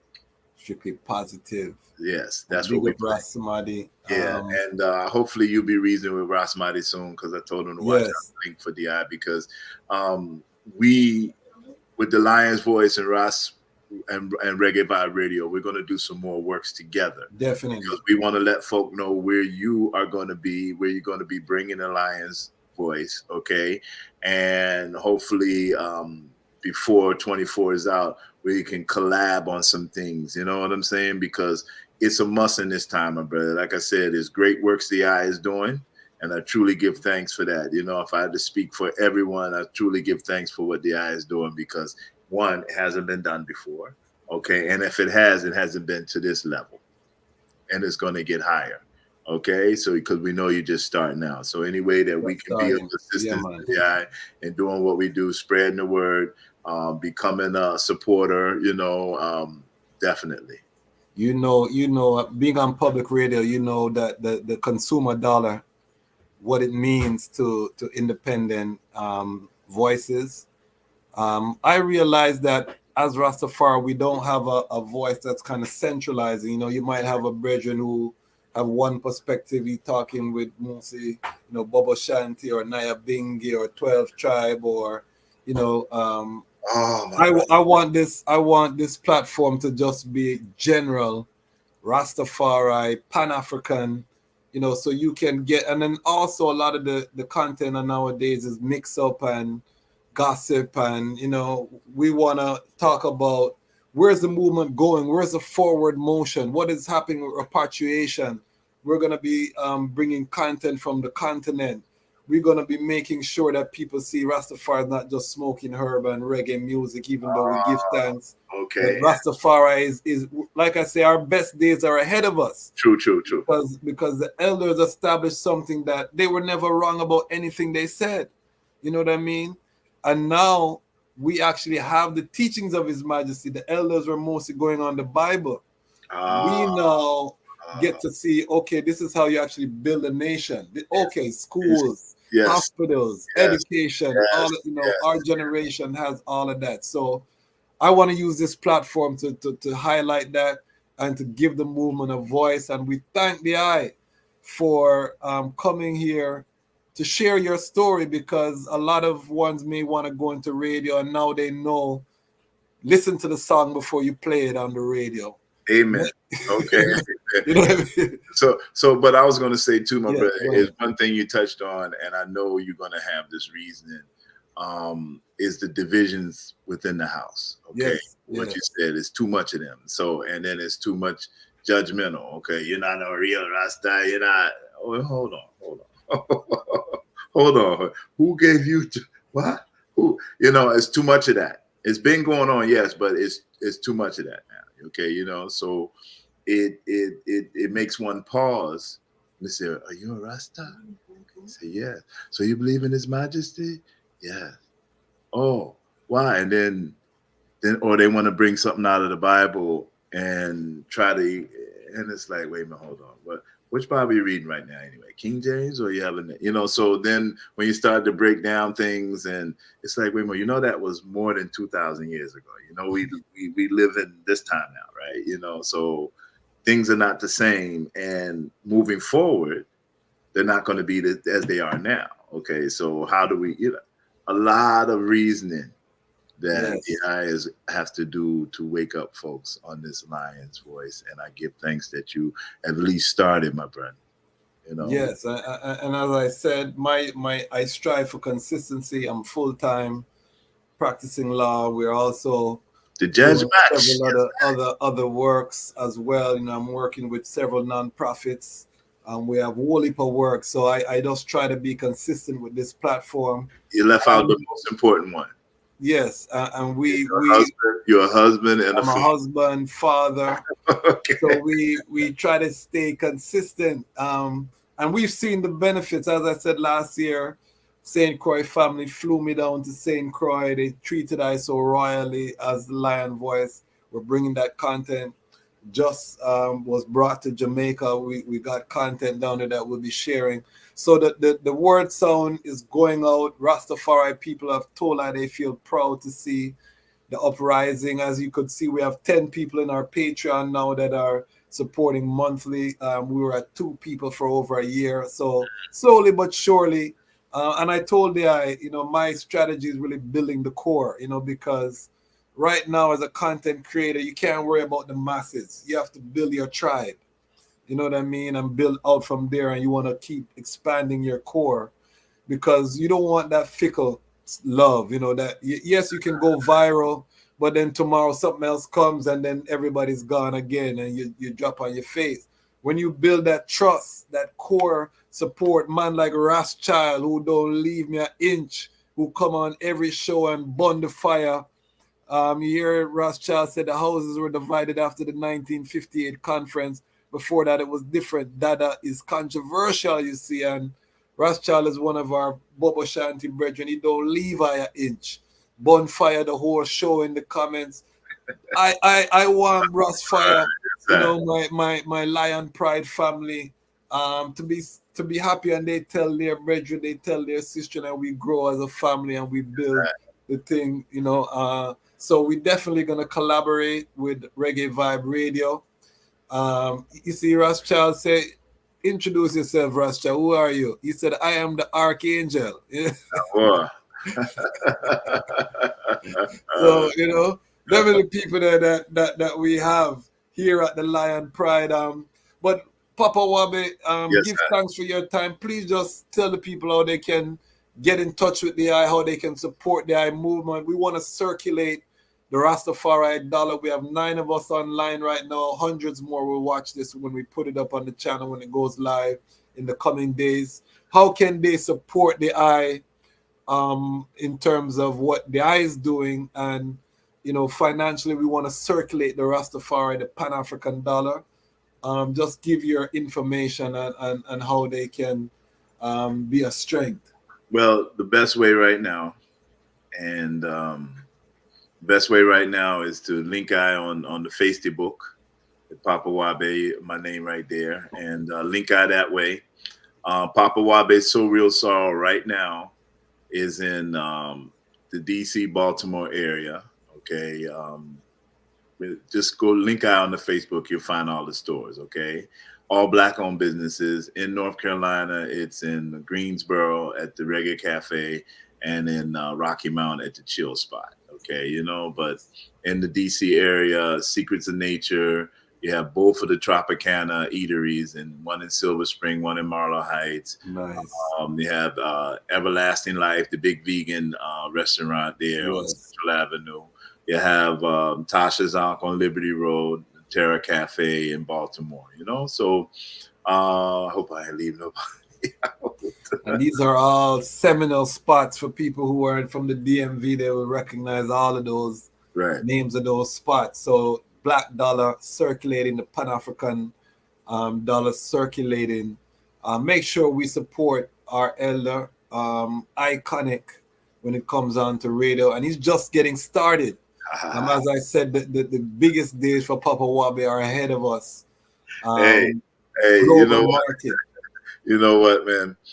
Kwasi, I'm sitting here, I'm laughing and I'm joyed because, as I told you in the beginning, the only person I ever did this with was Pepe. Okay. Yes. But we were sitting side by side. So it was a different kind of reasoning and interaction. So my brother, I truly give thanks for being a part of this and look forward to reasoning with you again on some other things and working. Yeah, we just scratched the surface. Strength is powerful, I. And then, of course, Reggae Vibe Radio.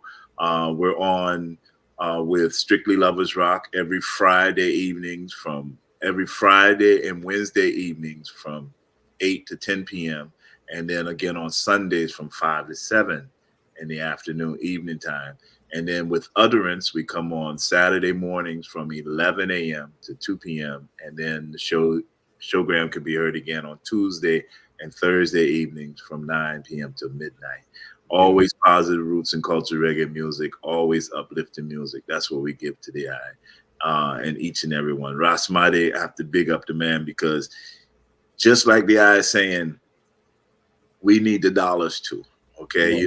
And see, on our platform, we advertise. Okay. So, and we want ones and ones all over. So doing some work with the Lion's Voice, we're going to make sure people know of the eye. Definitely. And vice versa. So we can talk. Yeah. We can let people know about Reggae Vibes Radio. You see, we got sponsors here too. We're just getting started. So and we play your music, Aya. So. Aya Bingy. I tell people the artist side of I is very vexed because I do so much thing. The artists get shoved to the side sometimes. So anytime you hear, and I was an artist before I was an attorney, before I was an actionist, before I was an artist from 10th grade. I've been on stages. So the artist is vexed. But the artist time is coming, people. Stay tuned. We're putting music on the Patreon all the time. Now, speaking to that, as a radio man, what are you bringing? If it ain't positive, okay, that's for me speaking. Yes. Reggae Vibe Radio. Now, if you come in with some underground frack business and whatever, then somebody else might play that. Okay, you know what I'm saying? So that's the next thing that we have to read. We're the artists. Okay, what are you trying to do? Trying to make money? You trying to sing a song? You trying to build a legacy? What you really trying to do? And then we have to start talking about artist management. Who's in their camp? Okay, so some man and woman think, I can just go out and bust a tune, or I can get on YouTube, or I can get on TikTok and make me a thing and go viral. It don't work for everybody. No. Okay. I counsel against the viral approach. Again, it's all about building your base. And we're going to talk because what I'm doing now is all about the creative ecosystem. And basically what we're talking about is ecosystem talk, because we're saying Reggae Vibe Radio, Lion Voice will come together and those ecosystems connect. It's going to naturally benefit that win-win scenario. We just did a partnership with I Never Knew TV. They have over 500,000 plus subscribers, so we get the benefit of that collaboration. I'm talking to other platforms. So before we go, I have to invite DI to become a part of the Association of Ras Tafari Creatives. I am putting together a media arm in terms of our creative industry, because we need to coordinate all of the people who are broadcasting as Ras Tafari. This is something that I'm going to be working on in 2024, because we have to take a war footing, because the planet is at war. It's prophecy time. We need to know, if we need to get a message out, we need to know these are all the Rastafari broadcasters. We're gonna send out this message because this is what the Rastafari message is on this, whatever. Or we can come together and say this is what we want the people. We're gonna hammer into the people right now, and we need to have that connectivity so that we're not so disjointed. Yes, sir. And that's part of my calling is to be that connector between all of the different ones. So we're gonna be working on that 2024. So stay tuned. The Lion Voice. is going to spearhead that movement. You hear it here live. I'm letting Papa WaBe know. Yes, sir. Well, we're we going to be reaching out to Muta Baruka, Tony Rebel, all of these ones who are Ras Tafari broadcasting. Big up Priest Isaac. You have others who have been pioneering on the YouTube space. We're gonna connect all of these dots, family, because right now the time for unity is come. Yes, and unity doesn't mean uniformity. We don't have to be the same. Unity is what we need, and unity is now. And big up to Muta Baruka and all of ones who are doing the works in this time. And you can count definitely Papa WaBe and Reggae Vibe Radio in the crew there. I'm gonna add the Iron Rasmadi to the WhatsApp group, the ARC WhatsApp group, so we can start getting that process. So, family, we give thanks. It's been over 2 hours and it just flew by. This is part 1. We didn't touch not even a quarter of Papa WaBe Chad. We just scratched the surface, but this is part 1. Man. Give thanks for taking your time out of your evening. This is a busy man doing great things, iconic. But you heard him here on the Lion Voice. Why is it important? It's important to hear from him because the time has come for the Lions to tell our own story. Yes, and this is the Lion's Voice. Lion Paul, Ras Tafari. Yo, this is Papa WaBe and time have come.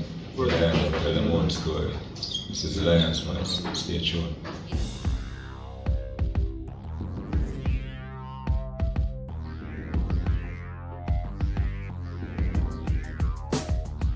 Well, Lion Voice, tell them that's the people first choice. Lion Voice, make the lioness them feel nice. Lion Voice, with the lion cubs we sacrifice. Lion Voice, got to show the people them the life. Lion Voice.